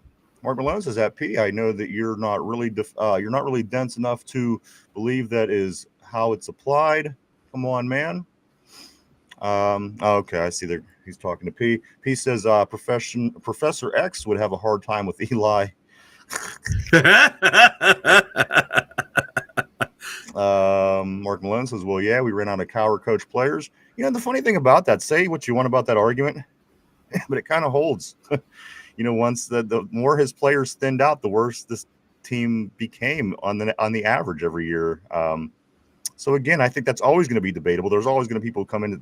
You know what? I got to be honest with you. I love all three of the guys. They all got us a lot of wins, and that's always going to be an argument, though. The coward players thing, and I can't say I don't get it. I cannot say that I don't understand that. I do get what people are saying. I just don't. I don't know, man. We got to figure something out. And again, you always need that guy. That's where it starts, Mike. Anytime this team won Super Bowls, we had that guy, didn't we? Mm-hmm. In 2 Super Bowl wins, we had that guy with Ben. The 4 Super Bowls in the 70s, we had that guy with Terry. You know what? We lost a couple Super Bowls. Apparently, Neil O'Donnell wasn't that guy. No. Ben did lose one, the most recent Super Bowl. But you know what? So did Tom Brady. So did Peyton Manning, and a lot of these other guys. They lost as well. So they're not invincible.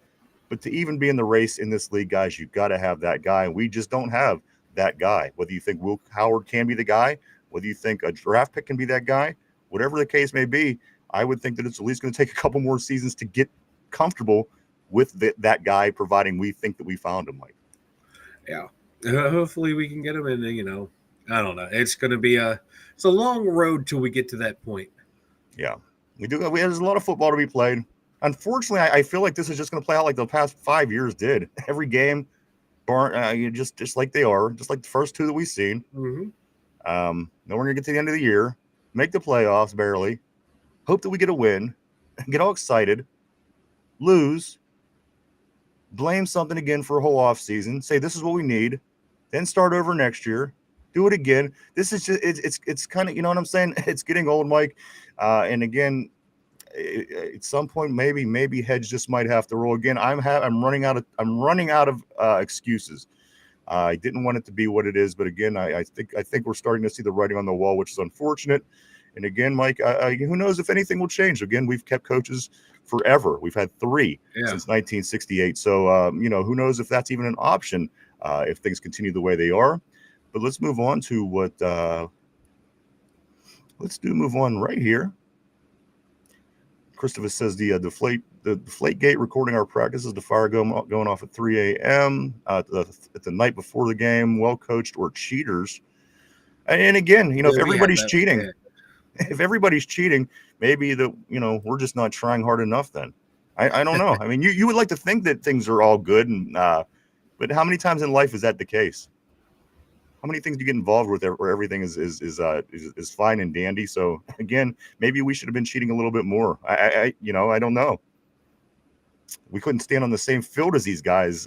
It was, if they're cheating and that's the reason. So something has to give. Either the NFL has to put the hammer down on these kind of teams and guys, or the teams like us have to figure out ways to get it done. And we were the good guys. Look, no one's going to remember that. No one's going to remember us. You know who they're going to remember? A team that won for 20 effing years. People are going to talk about this for 20 years. And you know what? After our generation's gone, no one's going to talk about him being a cheater. They're going to look back just like we see the Yankees back in the 20s winning, or whenever the hell they won all them. That's all you know. For all we know, they could have been like the Black Sox team with Shoeless Joe Jackson. They could have been cheating and things like that. Once a generation goes, nobody's going to remember they're the cheaters and the Steelers didn't play the game by the rules. All they're going to know is the Patriots won 6 Super Bowls in 15 years or whatever it was, and the Steelers couldn't get by Tom Brady. So at the end of the day, sometimes you have to roll with the punches, unfortunately.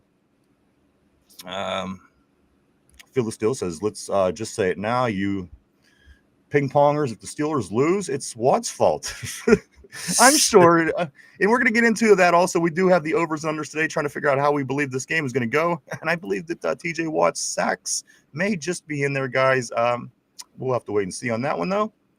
Vegas says, how many midgets would it take to totally overwhelm you? You mean like midget chicks, like Sassy, Cassie, and the girls? Well, I don't think many. No, that's the important question right there of the day. Well, here's my thing. My advantage with midgets is this. I don't like women with big butts. See, like a lot of black guys, they do because they're well hung. Me, I'm not. I'm I'm average size down there. And if I get a bigger woman, the job isn't accomplished fully. I need a smaller chick to where I fit in there. You see what I'm saying? If you're with a bigger girl, you need bigger junk and bigger size and things like that. I do nothing to a bigger girl. So for me with these midget chicks, I do great. So how about you, Mike? How many midget chicks would it take to overwhelm you?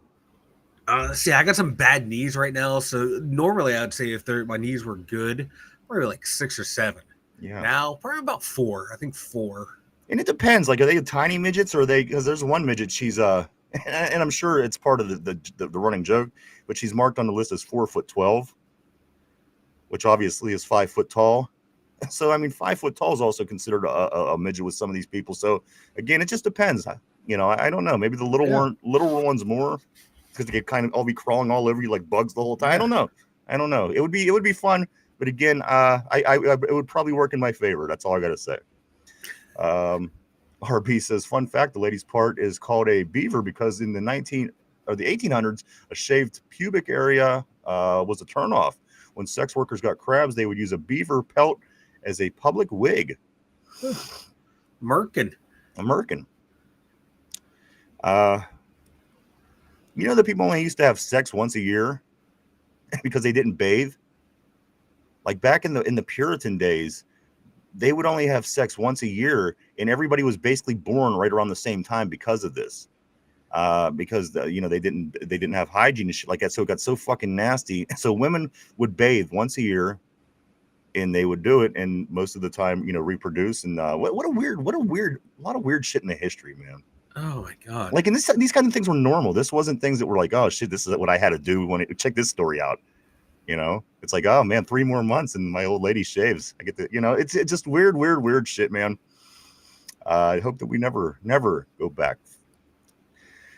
P says, yeah, the NFL is practically overrun with black coaches at Mark Malone. It's practically an epidemic. The Steelers just don't fire coaches, especially if they keep cranking out winning seasons. Phil Steele says, Christophus, all NFL fans know already, but you tell us. Now I got to kind of go back what Christophus was saying here. Okay, talking about the Deflategate and that.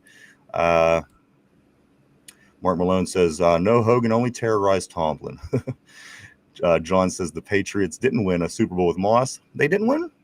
I thought that was the Eli Manning. They went 19-1. Okay. All right. I'm wrong. P also says Brady was the master on that 15-yard slant. So dang accurate. That's what I'm saying. Dude, those crossing routes and those slants, because they run the deep cross, shallow crosses, slants, he would just find the open guy. You just get the ball into the playmaker's hand. And that's what they did. And then every once in a while, they'd work in that deep ball. And they'd spread you out, hit you. You wouldn't know if they were going to run or pass out of that formation because they would run 4 or 5 wide. They had that thing down to a science. And you know what? They could have the thing was with Randy Moss, they could have went undefeated that year. You know what I mean? They would have won that game with the Giants. They would have went 19-0. So close enough for me on that one. John says Arthur Smith wants to play action and heavy run with tight end passes. Rodgers wants shotgun, just like Ben did at the end. Isn't Smith's choice. Mark Malone says LeBeau was long gone at the 2 dumb Yinzers. I don't know. I don't bring up Dick LeBeau. That must have been a Mike argument. I don't know where that was going back to. Mike, are you aware that your camera's not working? Oh, I'm going to break this cord. Mark Malone says Hogan was raping Tomlin. Let's be honest there. John says old quarterbacks don't like to turn their backs to the D because of injuries and lack of mobility. P says, imagine if the Arizona Cardinals are cheating. Hey, you know what? They're winning, though, these days, guys. And they're winning. 2-0. They're doing better than we are at this point. Maybe they are. Corey says they'll let them cheat on the front end because it usually the faces of the league. Then when the players start to decline or something outs them, they will give them a slap on the wrist punishment to save face. John says, yep, John, watching Flacco last week, I could literally see the step he lost to his age. Absolutely. Even from last year. I thought from last year to this year, I see a different in between, or from Flacco's play. Field of Steel says, hey, quit talking about the cheaters and the cheater. This is Steelers country, darn it.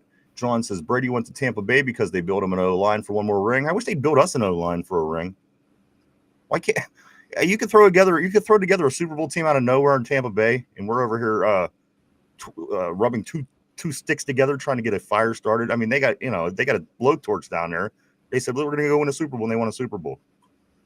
We said we want to win a playoff game, and here we are 10 years later. So I don't know. Yes, Vegas, the game in Ireland is 9:30 Eastern Standard Time, 9:30 a.m. next Sunday, of course. P says Brady wasn't outrunning anybody on his best day. A solid line was a must. Also, Vegas says Tampa wasn't that bad the previous year. Winston killed them with 30 interceptions, though. Mm-hmm. Christopher says this is a must-win game for Steeler Nation. I kind of agree, Christopher. And here's the thing. It seems like it now, and I really feel that it is, but like say week 10 and we win a bunch of games in between now and then, maybe this game isn't so big, but this game is big because it could go either way at this point. You just don't know. We could look back and say, well, you know what, that was, kind of a big game, but this game we played was bigger. This game was big, and we won't know that until then.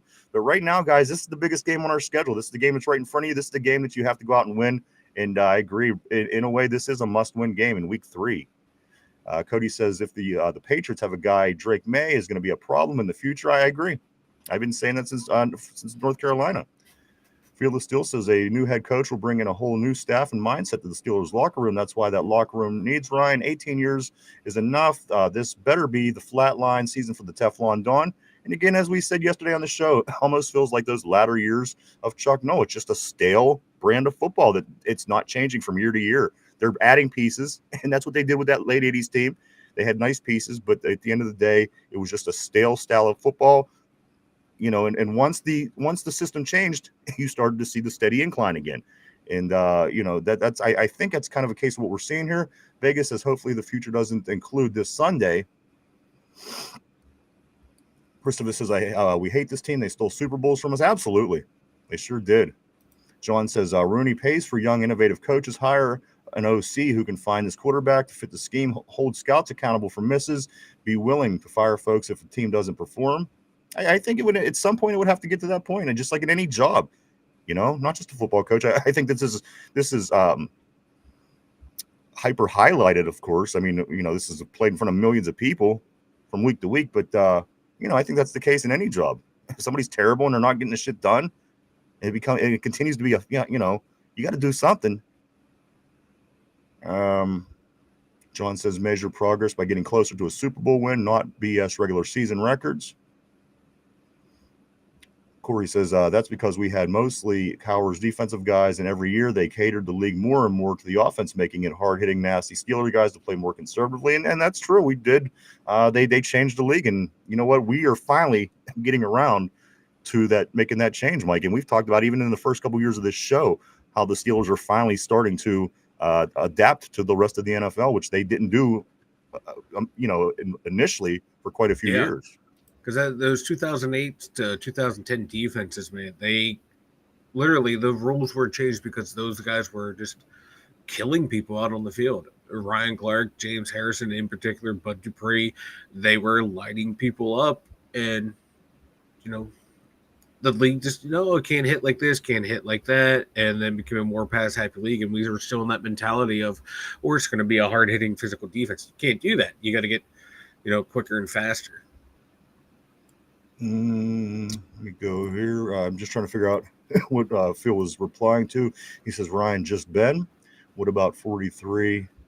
I'm sure 43 had a lot to do with whatever it is. I'm just trying to figure out what it was that was said. Corey Beaver says the coward defense doesn't exist anywhere anymore because they can't play that way anymore.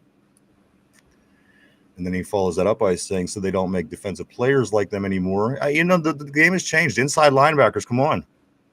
These guys that play inside linebackers now, they wouldn't have survived in the old style. These guys are small. They're prepared to go sideline to sideline.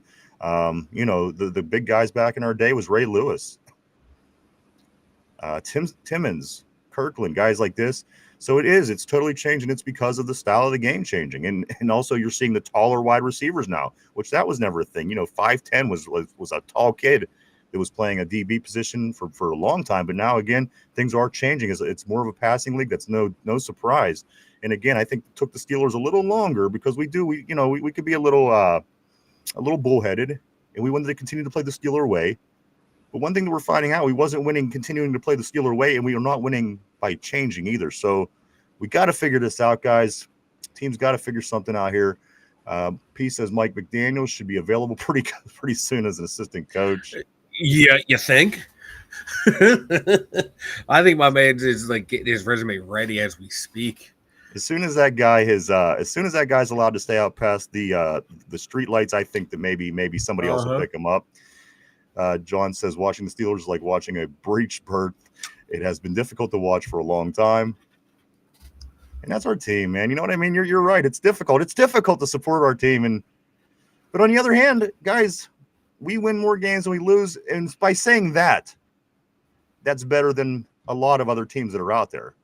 Do we want more? Do we want playoff success? Do we want championships? Absolutely.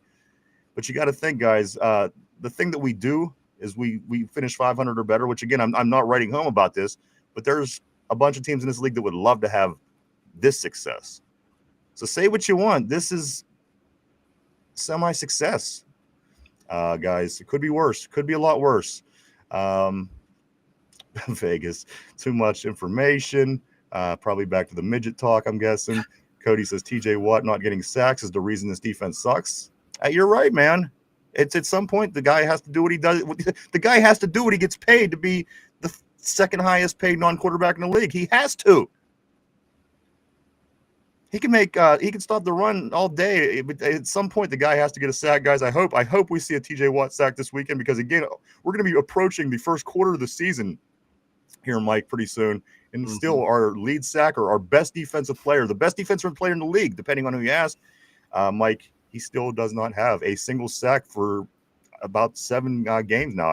He had 2 in those last 5, so 2 sacks in the last 7 games he's played. Yeah, so somewhere along that lines, yeah.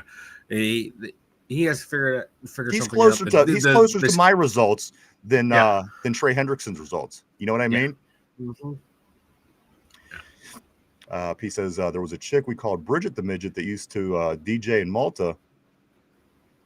I think there was a song about a Bridget the Midget, if I'm not mistaken. It might have been a Too Short song. But he says she always managed to pull a sailor or Marine every deployment we stopped there. True story. Sounds good to me, man.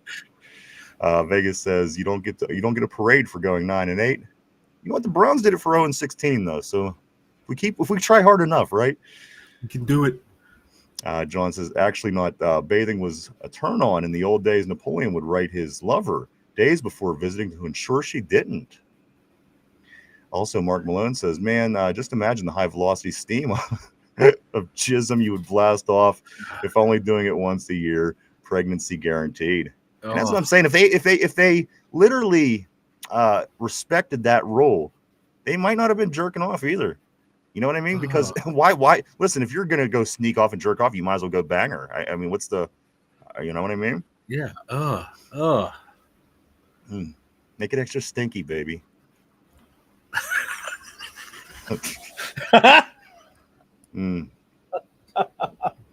Oh, fucking hell. John says also I found that the smaller girls can handle the big wood with ease. Well, that's not me either. But I do know this. If I want to get in there, it can't be a bigger chick. It's confusing for me. I have a hard time explaining, and I've been through this conversation before with people, but I need to I got to get in there. You know what I mean? With all the everything going on with a bigger chick, it's just difficult. And again, I'm not a huge guy down there, so I have to make it up for it in other ways. So what you're saying is you're not a good penetrator, so you have to use better technique to get in. Okay. Well, that and yeah, I think. Vegas says I don't care. That's gross. How could they stand to be around themselves, even themselves thinking like that? I know, man. But you know what? If you don't know any better, that's all they knew. See, the fact is we know better, so that's why it's so disgusting to us. Phyllis still says, I wonder what Irish will be yelling at the Vikings cheerleaders. I don't know how to say those words in Irish. I'm sure they have their own words. He says, just a quick skimming of Napoleon's history. That dude was understandably fucked in the head. Absolutely. That is one thing that I know about Napoleon is he was a fucked up cat, man. Napoleon, all them guys, they all got fucked up stories. Speaking of which, I can't wait to check out Corey Beaver's podcast. It's a conspiracy podcast, and I like that stuff, man. I cannot wait. I love it. So keep us posted on that as well, Corey. We do want to work with you on that. I was thinking about that last night. I was watching something. I thought, man, I wish I could find Corey's, and I couldn't find it. But I'll work with you later, Mike. You can show me where it's at. Yeah, I guess, bro. Let's see. Arthur Smith. This is Vegas. Vegas said Arthur Smith is going to use his inheritance from his daddy to become a part owner of this team, then fire Tomlin and name himself. I wish he would do something at this point. The guy's got to be a billionaire at least. Wonder if he has any siblings. Cash in those stock options, baby. Corey says on another topic, Mike, disregard my email. I decided to nix the whole episode on the subject to preserve my goals. Yeah, because I didn't have a chance to talk to Ryan about it off air yesterday. I was going to talk to today, Corey. So I saw your email, was not ignoring you, brother. And Mike's been sick too. I've been trying to communicate with him, but I understand he was in bed all day yesterday, and I understand. Got keys to the sniffy sniffs. Vegas says trade for the new the Giants nose. I wish, right? I would trade Derpy's left nut for absolutely. That's I'm willing to take that responsibility onto my shoulders. Yeah, but now I'm sorry, feel the still vanilla remind Ryan, no injury odds. Darn it! You know what? It's all his fault, ladies and gents. All his fault. Vegas says the NHL didn't allow Vegas to have a parade for winning the Western Conference their first year. Damn, Washington wanted. Yeah, no, believe me, nobody here wanted that either. Vegas, we were all on board with Vegas. Nobody wanted the Capitals. Mike having flashbacks. That's what P is saying on the board, and then also Vegas comes around and says if they are queen size, then just use your fist and arm. Then he says, did their noses not work? Maybe. If you're always out in the sand or the ocean or wherever the hell people were back in the day, I'm sure shit was always flying in their nose. I don't know. I don't know. But it seems it's crazy to me, guys. How could you not bathe? Ugh. I take 2 to 3 a day if I can. I'd be clean. Let's see what else we got here, man. We are going to crack into the overs and unders here shortly. I just want to make sure I didn't forget anything to this point, Mike. There's a chance that Jabril Peppers will be getting more action this week. Of course, brought over the former New England Patriots safety, Jabril Peppers, to spell whoever it is that's filling in for Deshaun Elliott at the time. He's been three weeks removed from the big cut with the Patriots. He can be playing this week. So there's things happening. You're going to see Cole Holcomb getting more. You're going to see Peyton Manning getting less. There's a chance that Harmon plays, but it's going to be on a low count. Jabril Peppers is going to be involved. This Bentley that we brought over from Mike, the Thumper, there's a possibility that he plays. So they're not trying. I understand that, and you got to give them that. So we will continue to see what the hell's going on, and if this defense can figure anything out. From what I understand, the Patriots don't have much going on. They lost to the Raiders, and then again they barely beat Miami last week. So this is not a good team. But you know what, guys? Some may say we're not a good team either. They have to go out and prove it. That's all. We can continue saying that this team is this team is that, but until this team shows us, this is what it is. Yeah. And until they show me, every game was a losable game. Derpy, P says this. Derpy already traded his left nut for a lifetime for a fire alarm battery replacement, and then we made him. He would have never done it, but he did. He traded his left nut for that battery. I'll trade his right nut for Dexter Lawrence then. That's right. Comes with insanity. Napoleon was ahead of his time as a military tactician. Yeah, there was a lot of. You're right, though. All those people back in the day that were in charge, they were nuts, man. And I guess you had to be nuts to be in charge. You got to be nuts to try and take over all of Europe. You got to be a nut. Exactly. If you're taking shit over, chances are you're nuts. You got to be a little nuts to go, hey, I'm going to go invade Russia in the winter. Yeah. Vegas says, I would think that you would have a bet. I would think that you would have a bet if they would cause an injury on a hard hit, like when you could watch. You got jacked up segment on. On ESPN. I do remember that. You got jacked up. Vegas says we better see Y.A. Black at nose tackle and Cole Holcomb at inside linebacker. And that's another one. I don't know if I did mention Y.A. Black. I'm sure we'll be seeing him at nose. But again, they're trying, guys. Different people where pieces are moving. We're going to see if anything sticks. But again, I'm not expecting any miracles to happen, Mike, with what it is that we have. Otherwise, these people would have been the better option to begin with. So now we're just trying to see if these people are better than the better option at this point. So again, learning a lot every week about this team, and I'm not liking what I see so far. I was more impressed 2 weeks ago. Yeah, same here. Same here. Maybe we'll be back to being impressed after this week. You never know. Cody says, Corey, I looked for your pod. I can't find it. Mike finds it. So here at the end of the show, we'll kind of roll it out and talk about that for a couple minutes to see. So that way people can check it out. Vegas says, what would you trade for Dexter Lawrence right now? Mostly everything that doesn't work. I mean, at this point, there's none that I would be crying and fighting to keep. You know what I mean? If you have to give away a couple pieces to get somebody like Dexter Lawrence, by all means, do it, because this is our problem. We can't stop the run. And if you bring Dexter Lawrence, this almost guarantees a fix. So give up a few things. John says, I don't believe that they play Harmon regardless of what they said. If they don't, it will be minimal snaps if they do. And that's all that they did say it was going to be. If he does play, it will be minimal. Let's see. And also, Mike, 21 years ago today. And you know what happened 21 years ago today? Let's see, 21 years ago today. No. 21 years ago today, Big Ben debuted in the Baltimore Ravens game that Tommy Maddox was losing, got injured, and was the big loss that year as we go 15-1. Yeah. That was the loss. It was 21 years ago today was that Ravens game. If you remember it, it was 21 years ago today. Yeah, he didn't look too bad that game. Did not look too bad, especially when we were, again, going through those quarterback issue years. We got that guy. Look how things changed. Before that, Cordell Stewart wasn't that guy. Tommy Maddox wasn't that guy. Jim Miller wasn't that guy. Tom Zach was not that guy. Those guys were – it's the same thing we're going through now as it was between Brady and even to the early point of Coward, where they had a lot of, the Bubby Bristers, Todd Blackledge, Mark Malone. You go through periods where you don't have that guy. It's hard. You struggle. You don't win a lot. Get that guy. That's the most important thing in the NFL. That is who wins. Pay attention to who wins. Pay attention to who doesn't win. Look at the difference in those teams.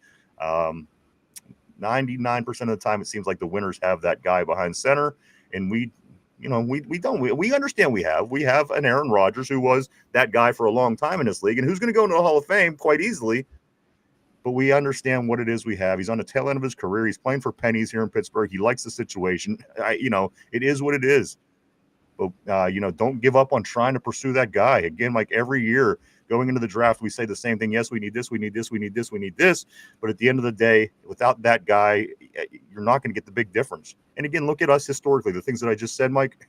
With that guy, we got him.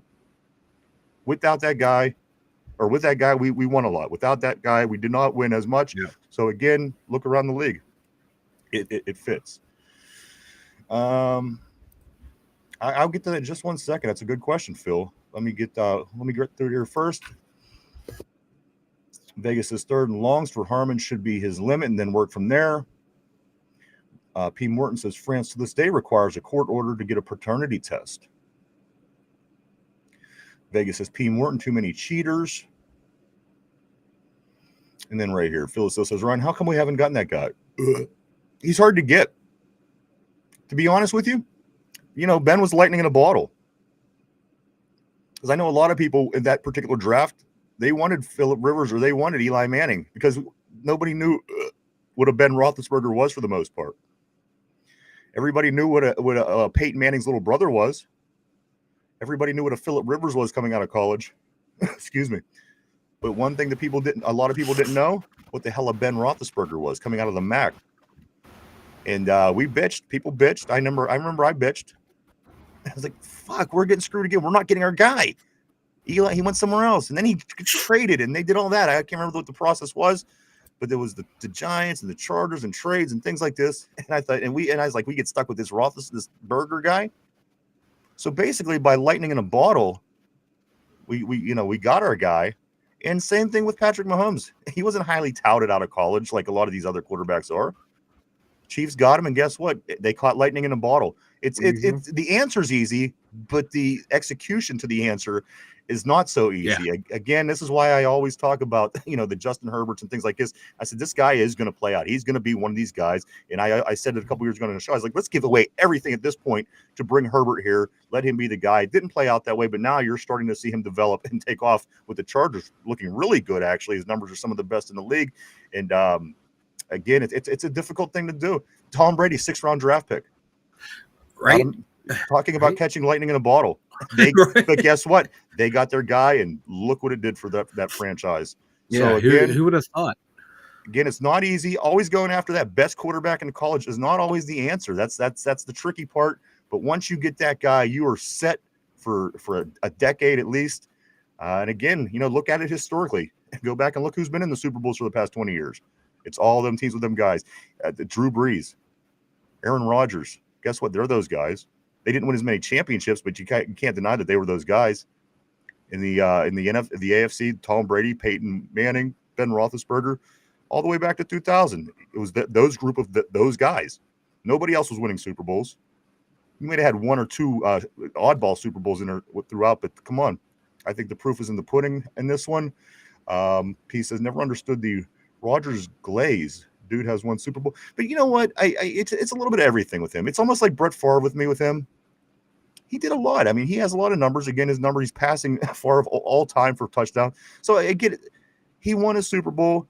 Eli Manning, I don't put in that category. Now, again, I could be 100% wrong, Mike, because that goes against what I'm saying. Guess what? The Giants got their guy. That guy won Super Bowls. But to me, I don't know. Just again, initially I wanted him because he was Peyton Manning's little brother, as I stated about 5 minutes ago. But again, Mike, something to me was he just doesn't stick out to me as that particular kind of guy. But you know what? He has the same results as of what I'm talking about. Yeah, he was able to, like, his 2 best games were those Super Bowls. And even then it took, amazing catches by receivers to get there. I was never a big Eli fan. I was like, in that draft, I wanted Phillip Rivers. Most people did. During that time, I thought he played better in college than like, who's this Roethlisberger guy? Like, oh, we're drafting a guy based on potential coming out of the MAC. Turned out to be the right move. I wouldn't have changed it for the world if if I had a chance. And like Aaron Rodgers, I've never been a big Aaron Rodgers fan. It just never was either. But he does have 4 MVPs. That's what I'm saying. Won his last one like one about like 3 to 4 seasons ago. I just never been big a fan of him. He's a Packers. Is that not the case with Drew Brees as well? I mean, he did it once, but again, everything he's put the numbers. He performed numbers. If guys like Drew Brees, Dan Marino, they would have been in different situations on different teams. These guys would have probably won more Super Bowls, certainly. And again, Rodgers did it without a defense and without literally. They never drafted a wide receiver in the first round when he was there. Mike, I also want to say this. Drew Brees did it with the New Orleans Saints. This is a team that literally has never won anything ever in the history of ever. They are literally one of the worst teams in the history of football. And for the fact that they won a Super Bowl is crazy. As their quarterback. So let me go on the board as Mike handles business. But I do, again, that the Saints never won before that. They haven't won since that. So Drew, go ahead. I'm gonna say my conspiracy theory is that one was scripted for New Orleans to win because what happened? You're the conspiracy guy. And New England won. Hey, whenever I'm telling my conspiracy, I know. I get on. All right, good. I'm ready. No, I know I'm being a hypocrite right now. Because of the hurricane. Yeah, because of the hurricane. That's why they won. Is that why the Patriots won in 2001? Because of 9/11? Yep. Okay, Patriots. so this has been scripted. Okay. Yeah. You know what? Whether you're being facetious or not, there's people. I'm not. I'm weird when I don't think everything's scripted, but shit like that, I think most things are scripted to get to that conclusion. Because who the tuck rule? Who ever heard of the tuck rule before that game? Yeah, I mean, it was controversial, though. I mean, how do you call that prior to the tuck rule? But I tend to lean the way of conspiracy theory a lot of times too, because a lot of times it ends up being the case. Call me crazy, I don't care. I might be the crazy one, brother, because I pick which ones I want to believe, and those are the 2 I believe in. Where we be? Okay, right here. Right back with my man Cody. Cody says that's not true. You might be in the right spot at the right time, like Hitler or Charles Manson. Jesus fucking Christ. Vegas says I like how Ben didn't give up on plays in college and was hard to. That's what I'm saying. He really turned into a Pittsburgh Steeler quarterback. Like he turned into the best case scenario for us. You know, again, we wanted Manning, we wanted Rivers, but you know what? He was the ultimate Steeler. That worked out as good as it could have possibly worked out, that Ben draft, Mike. Oh, dude, and I love like when the Browns passed on him, he's flipping his water bottle over because he knew exactly where he was going to Pittsburgh, thought he'd never get a chance to play right away. And, you know, things worked out for the best for everyone. He says Rivers would have won more Super Bowls in Pittsburgh, less motorcycle accidents. That's true. It was a little rough early on, and I got to be honest with you, I still don't think he did anything. You know, I think it was a case of him being famous down in Atlanta with all that shit. Again, it was a long time ago. Most people don't even remember the details, and neither do I. But I always felt that he kind of got that. You know, he might have just been a victim of being famous, which is unfortunate. Again, everything else I can't deny. He got in a motorcycle accident, all that kind of stuff. But how many of these guys that are probably victims when they do go out and these women say shit? Because these guys could get anybody. Women love money, and God, there's a good chance you could get a lot of different women if you have a lot of money and success. Why a quarterback in the NFL wants to go rape somebody's crazy. That's why I believe it never happened. But that's just me, guys. I wasn't there. Vegas says, I wonder if Flacco sends a Christmas gift to Vegas safely. Denver. Let me try this again. I wonder if Flacco sends a Christmas gift to that Denver safety that horribly misplaced that pass. P says Eli was born with 2 horseshoe-shaped kidneys or some shit. I think he was born with hooves as hands too, wasn't he? John Rabbit's says, foot out his ass. He had a rabbit foot hanging out of his ass. I saint it. John says Reed got fed up relying on the Eagle Scouts when he was fired. He went out and found Mahomes personally. The innovative OC needs to find his guy. Arthur Smith is. That's what I'm saying. You know, you make it happen. You got to make it happen. Are we going to sit around for 20 years and wait for the guy to fall in our lap again? You gotta try shit. And you know what? I think that's why they went after Kenny. I think that's why they're trying different things. You know, and again, you can't fault them. But at the end of the day, sometimes it does. It works. You know, it has that reverse effect, and then you have to go backwards and figure it out all over again. But again, that's part of the game, I guess. You got to take chances at some point, and especially if things aren't working for you, and especially if you're not willing to do some of these other things that people are suggesting, maybe coaches or whatever the case may be. You got to figure out a way to go get your guy. You got to get, that's like when you're playing baseball. What do they tell you when the ball is hit to you? You move in on the ball. You don't stand there and wait for it to come to you. What did Cole Holcomb do last week that I complained about during the game? Oh, God. He should have been charging the ball, but he waited for the ball carrier to come 9 yards before he went to tackle him. You got to go get it, man. That's how that's where the success is. The risk is high, but the success is higher. The victory is higher. Let me move up here, Mike, a couple more, and then we are going to get into these overs and unders for the day, which are always fun on the Friday installment of the show. Fearless still says, that's what I meant about 43, Ryan. 7 didn't do it alone. He had, absolutely, brother. I love this team, and I always love this team, and they had many people, all the way from Aaron Smith to Kimo Von Olhoffen to the Big Snacks to Foot, Holmes, all these guys, man. These are my dudes, dude. I agree with you 100%. I wouldn't have not wanted Ben, but that team was an amazing team, and loved it. Loved what they did out there. Cody said the Browns drafted a guy every year, and he's usually gone after 4 years. They're freakish. No explanation what the hell goes on up there. None.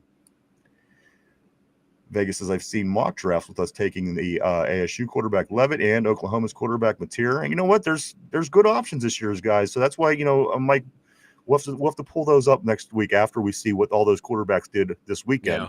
We'll pull that up and talk about some options because we know, especially my guy down in South Carolina. And then, of course, now the stock dropping with the Manning kids. So, it's going to be interesting, guys, to say the least. Cody says Oklahoma quarterback. P says with no helmet for F6, and then Vegas says Baker has to be loving life. I would love to have Baker Mayfield too. I think the Cleveland Browns really effed themselves. They finally had a chance, Mike, to change their fortune in Cleveland, and they get rid of their guy. They had that guy. That's their guy. Baker Mayfield is Cleveland Browns that guy, and he embraced being a member of the Cleveland Browns. He embraced being a member of Nobody admits being associated with that town. Nobody. He wanted to be the one to turn it around. And like, I always liked him. I always thought he played with guts.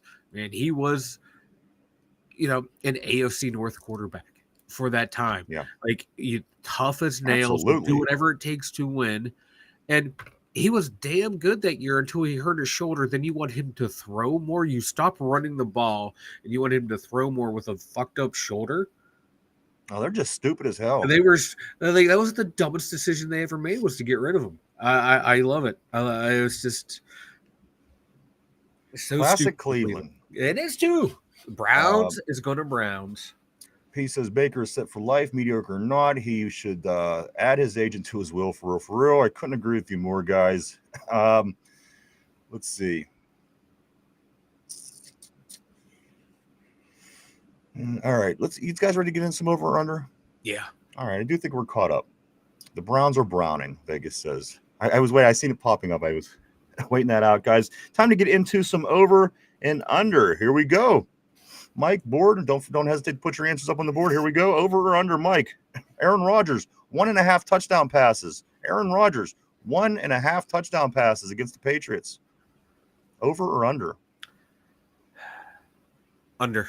Under. Ooh, interesting. Mike, Steelers running back, same as last week, 99.5 rushing yards. Total, we did this last week and they finished under. I'm taking under. I think New England has the number 3 or number 4 rush defense in the NFL. They're only giving up 50 some odd yards per game on the ground. Of course, everyone's throwing on them. That might be why, but I think that's going to hold true. I think we are under. All right. Let's see. So over, P got over on the first. P got over on the Rodgers touchdowns. Over. Patriots can't stop the pass. Cody is saying on the touchdowns. Phil is still saying everything under. F it. That's the attitude I like to hear, Steele. I'm right there with you, brother. Vegas says, I never bet under. I feel like a hater the entire time, hoping nothing good happens the entire game. That's why you never bet on your team, boys. Corey says, didn't they let him go? Didn't they let him go the offseason? He took them to the playoffs. Good job. Again, this team, they beat the Steelers. They never beat the Steelers. They beat us in the playoffs and everything. They traded him mid-season. They thought they was so good they could go to the next level. Traded him after, yeah.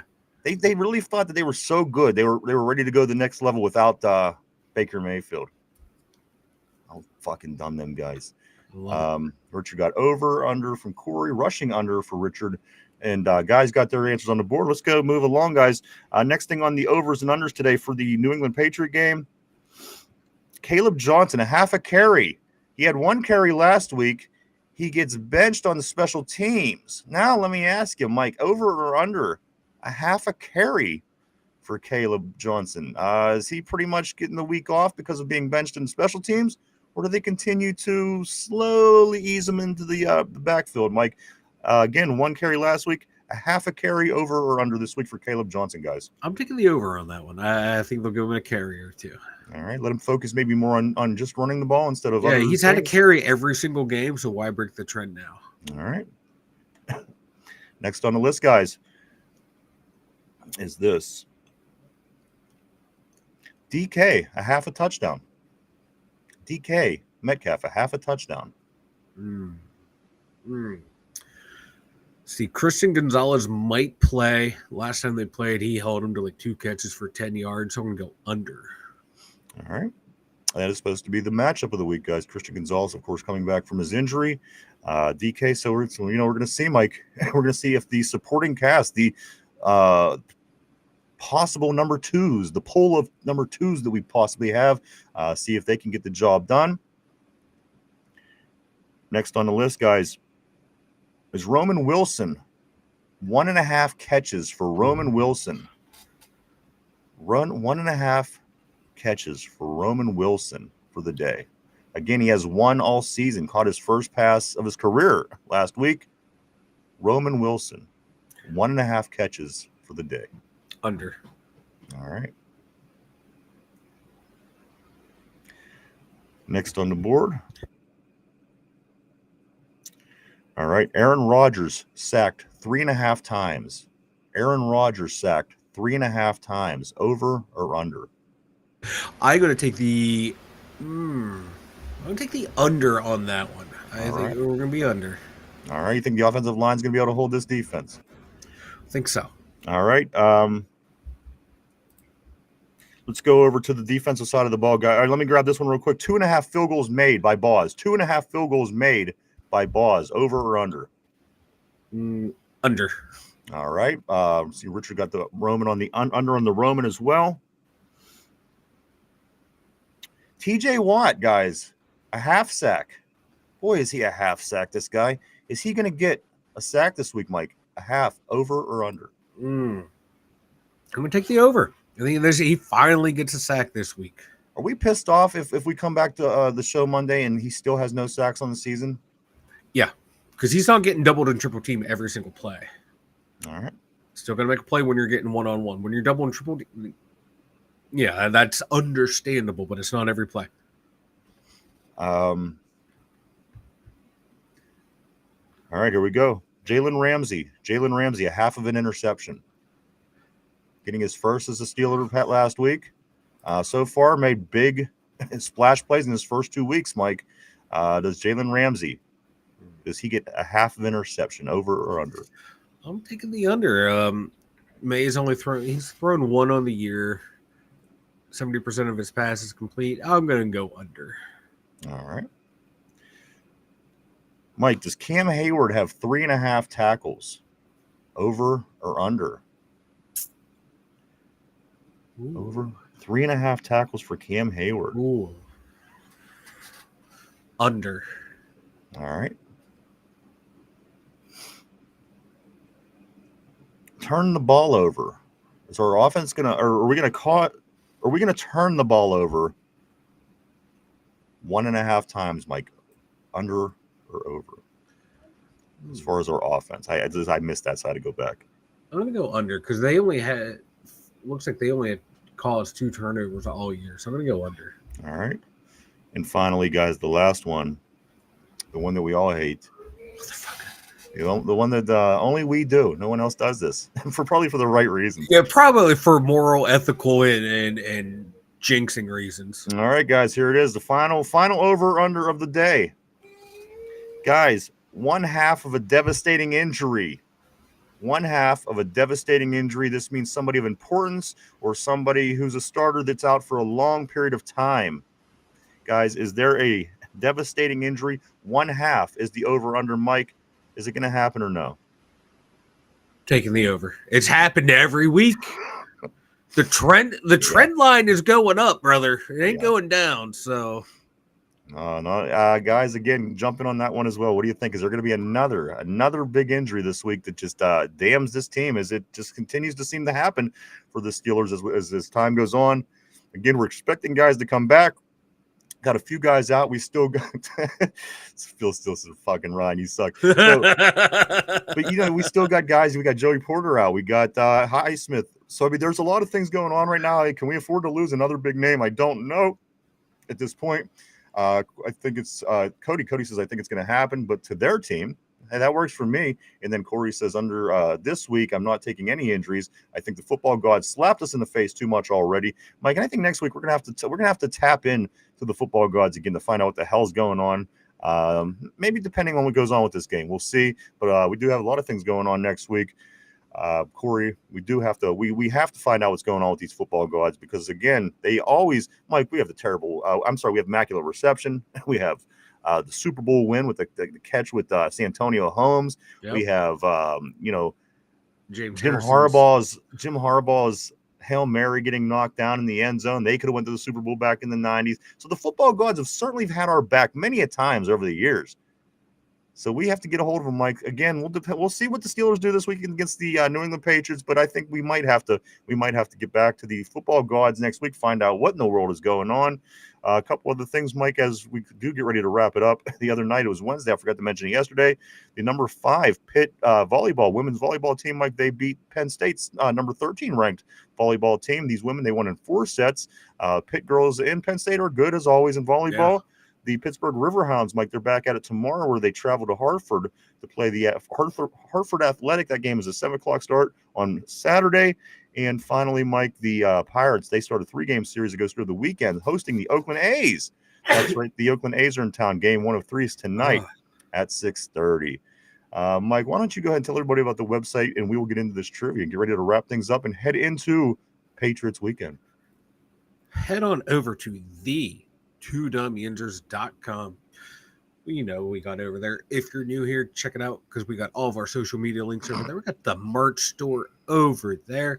And, oh, yeah, over at the merch store, there, I believe there is a shirt that says the standard. It's standard 9 and 8. So that's apropos this year. So check that out. And we got Vanilla Thunder's Dumb Thoughts over there. I can't wait to see what dumb thoughts I have to say after the Steelers' next humiliating defeat. This week's was good. Next week will be even better. So check it out at the2dumbyinjers.com. And go check it out, everybody. www.the2dumbyinjers.com. And as I'm looking on the board, these guys are they're nailing every time that the football gods were on our side. The immaculate interception, the Colts missed field goal, of course, Ben's shoelace tackle. So again, there's no two in the same game. There's no dispute, Mike, that again Jerome Bettis fumbles at the goal line, which could have totally changed the outcome of that game. So yes, the football gods generally do have our back. We got to find out what the hell is going on up there, Mike. I don't know who died recently and went up there to be mixing things up. Maybe John Madden quite a few years back. Maybe that's messing things up for the Steelers, but we gotta get a hold of the football gods next week, Mike. Yes, so we do. Put it on the list. Vegas says, did you make a 9 and 8 song on that website? We got to. We should figure something out here. All right, guys, here we go. Let's get into the trivia of the day. Mike, put on your thinking cap. Everybody on the board, everybody at home, here we go.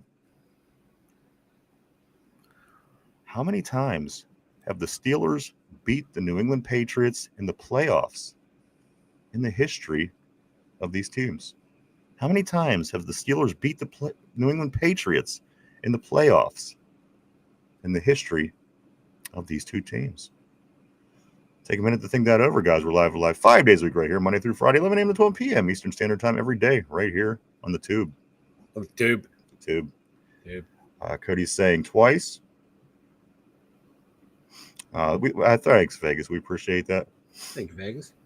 Oh, I see what he wants. He wants to make a 9 and 8 song for the. Yeah, okay, I see what you're saying. Let's do it. We'll make a 9 and 8 song. We'll have the in-house AI band get on that. He's saying three times. Not enough. Whatever it is. My question of the day: how many times did the Steelers beat the New England Patriots in the playoffs in their history? Richard is saying once. What's your thought process? I can't remember a single one. Like, I thought we were going to beat them the year Bledsoe got hurt and then Brady came out. Like, who the fuck is this Tom Brady cat coming in off the bench? We're going to kick his ass. And that did not happen. So I'm going to go with 0. Okay. Because I can't remember a single one in my NyQuil-induced state. So is this your final answer, Mike? Final answer. All right. Final answer is 0. All right. So I see 3s. I see 2s. I see 1s. I see 0s. I see a 0. Corey says, remember, guys, my first episode doesn't come out till next Friday at 1. Be gentle. I'm rough around the edges, but learning how to navigate it. And also have hype the exclamation point in the type the exclamation point and don't drink that. Okay. Is it on Spotify? Is this where we're looking, or is it's on Spotify? Okay. All right. Yeah. So, guys, if you want to check it out, but guys, here is the question of the day: is this? How many times have the Steelers beat the Patriots in the playoffs in the history? Mike, different answers on the board. Corey says we haven't beat them at all. I don't think. 0 for me. Also, Cody's saying at least once that year we played Green Bay. Guys, the correct answer is we did it one time. We won 7-6. It was in 1997. I remember this game. They lost 28-3. We lost to the Patriots 28-3. Then the following year we beat them 7-6. And then in 2001 we lost 24-17, if I'm remembering right. In 2004 we lost 41-27, if I'm remembering right. I think there was 5 total. Mike, we're 1-4 against the New England Patriots all time in the playoffs. Wow. The other one would be the last AFC Championship game, the one that wasn't that long ago that they beat us. So that's what it was. It was 28-3 in the playoffs the year after we went to the Super Bowl in the 90s. The year after that, we beat them 7-6, which I specifically remember because it was a Jerome Bettis run, low scoring all game. We couldn't do nothing. Jerome Bettis pounded his way, and he kind of fell on his ass in the end zone. If you guys remember that game, that was the 7-6 game. Yep. 2001, the Bledsoe year again was 24-17. It was Troy Brown with the intercept or with the punt return and the kick return touchdowns. 04 was Corey Dillon getting the terrible towel thrown at him in the back of the end zone when they scored. New England won that one 41-27. And then the most recent one again, we lost in the AFC Championship to the Patriots. Guys, total of 5 times, 1-4 is their record against the Patriots all time. Wow! So great job, guys. Let's see. I do want to talk about this here for a couple minutes before we do get ready to wrap things up for Corey. Let's see. Is it, Cody's asking, is it on YouTube or is it just on Spotify? Or Mike, if you have any of the answers. I think Corey said he just had it on Spotify, but I'm sure he'll correct us there. But I'm pretty sure it is just on Spotify. Okay. Sounds good. Vegas says they beat us in the early 90s in the offs for sure. My friend crashed a 3-wheeler. You know what? It might have been that it could have been a regular season game as well. But in the playoffs, I do know that they had the 28-3 because it was the year we came off the Super Bowl. And I thought, all right, we're going to do good. We're going to go back. We're going to go back to the Super Bowl. And they beat us the very first game, I think, in those playoffs, 28-3. Bad game, a lot of fog. I remember it was up there. And so it could have been very well been a regular season game as well. I don't recall. Vegas is maybe not so early. I'm not sure. Phil, you did get right with saying one time. Corey says 2016 because Bell got hurt mid-game and Burns didn't move to cover anyone. Tomlin wouldn't stop with the cover 2 and Brady picked it apart. Phil says, what the fuck? Steeler fans should know that. And then Corey says, just on Spotify for now. I may do YouTube later once I learn how to use the animation because I don't want to be on video. All right, yeah, no, just keep us posted, man. We'll certainly work with you and do some stuff. Two things before we do get ready to close it up for the weekend, Mike. Get ready for the Steeler Patriots game this coming Sunday. Mike, this one was a Jeopardy question. A Jeopardy question, not last night, but the night before. The question was this. Guys on the board, let's see if you could get it as well. Question on Jeopardy 2 nights ago. A Yinzer is a person from this U.S. city located at the confluence of 3 rivers. A Yinzer is a person from this U.S. city located at the confluence of 3 rivers. Mike, what's the correct answer? What is a Yinzer? Well, no, it's what is Pittsburgh. Oh, what is Pittsburgh? Hey, how'd you get there wrong? I was looking at the Yinzers in your side. I looked over at you. So there you go, guys. It was on Jeopardy. But you caught it. You should have got that one right. That was 2 nights ago, Mike. That was another thing. Again, a lot was going on yesterday. We had all the guys on. I forgot to bring that and a couple things up. But that as well. Don't forget, guys, keep an eye on your scoreboard for the weekend. I did notice, Mike, that everybody did get their picks up on the CBS Pick'ems before the first game happened, and everybody did win that first game of the weekend. So I do want to say good luck to everybody going through the weekend on the rest of that. Also, guys, Pittsburgh Steelers at New England Patriots Sunday, 1 o'clock at Gillette Stadium. We'll be back Monday to talk about that and a lot more. Getting ready to head to Ireland next week, Mike. So we'll be covering a lot of different things next week. I do want to say this. If you haven't had a chance, go check us out on social media. We are all over social media. Stop by, hit the follow button, and keep up with what the 2 Dumb Yinzers are up to on a day-to-day basis. You can find us on Facebook, X, formerly known as Twitter, Instagram, Threads, and even TikTok. And also, if you haven't had a chance yet, hit the like button, hit the subscribe, and the share button below. It helps us out greatly. We appreciate it. I do want to say thank you to everybody today. Greatly appreciative of everybody. I do want to say thank you to the board. We couldn't do it without you guys. Always keep things interesting. Everybody that's tuning in, everybody that's at home, people in the car, people at the gym, wherever the case may be. Maybe you have your earbuds in at the workplace. I want to say thank you too, guys. You all are awesome, and you make it happen, and we appreciate each and every one of you. Phil will still say, Mike, 2 lemons, a spoon of honey, and wax your chest. There you go. Some waxing going on this weekend at the Mueller household. I thought I was supposed to pound one out. Well, that too. What am I using? Am I using that to help wax my chest or not? Well, how kinky we getting here?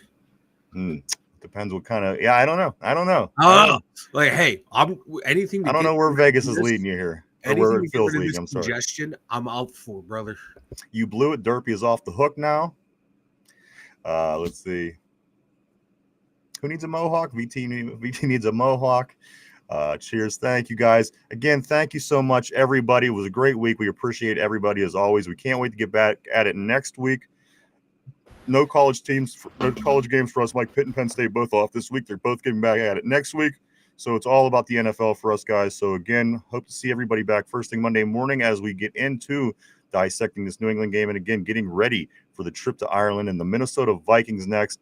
Guys, I hope we need a win. We need this is kind of a biggish kind of, not big, but a win that you kind of want to get at this point in the season anyway. So going up there, hopefully to do that. Corey says first episode is about aliens. I love that. Richard, you are correct. The answer was Pittsburgh. And Mike, anything else? Speak now, forever hold your peace. It was a fun week, boys. Let's regroup, hopefully after Steelers win, and see you on the other side, brothers. All right. Phil still says if it lands in your chest, wax it, Mike. Also, Vegas says this. Have a great weekend, everyone. I hope you've all picked the winners. Pick winners only. I hope the same thing. Good luck, everybody. And again, we won't get into the scores and picks till Tuesday entirely because, again, we have Monday Night Football, but we'll worry about all that on Monday. Let's worry about the New England Patriots now, guys. Patriots, Sunday, 1 o'clock Eastern Standard Time. Everybody have a great time. Enjoy the game. Wave your terrible towel. Stay safe. And make it back Monday morning. We hope to see everybody then. For Mike in the Steelers Central Mobile Studio, myself, the two dumb Yinzers, guys. Here we go, Steelers. Beat them, Patriots. Have a great one. We'll see you on Monday. Bye-bye.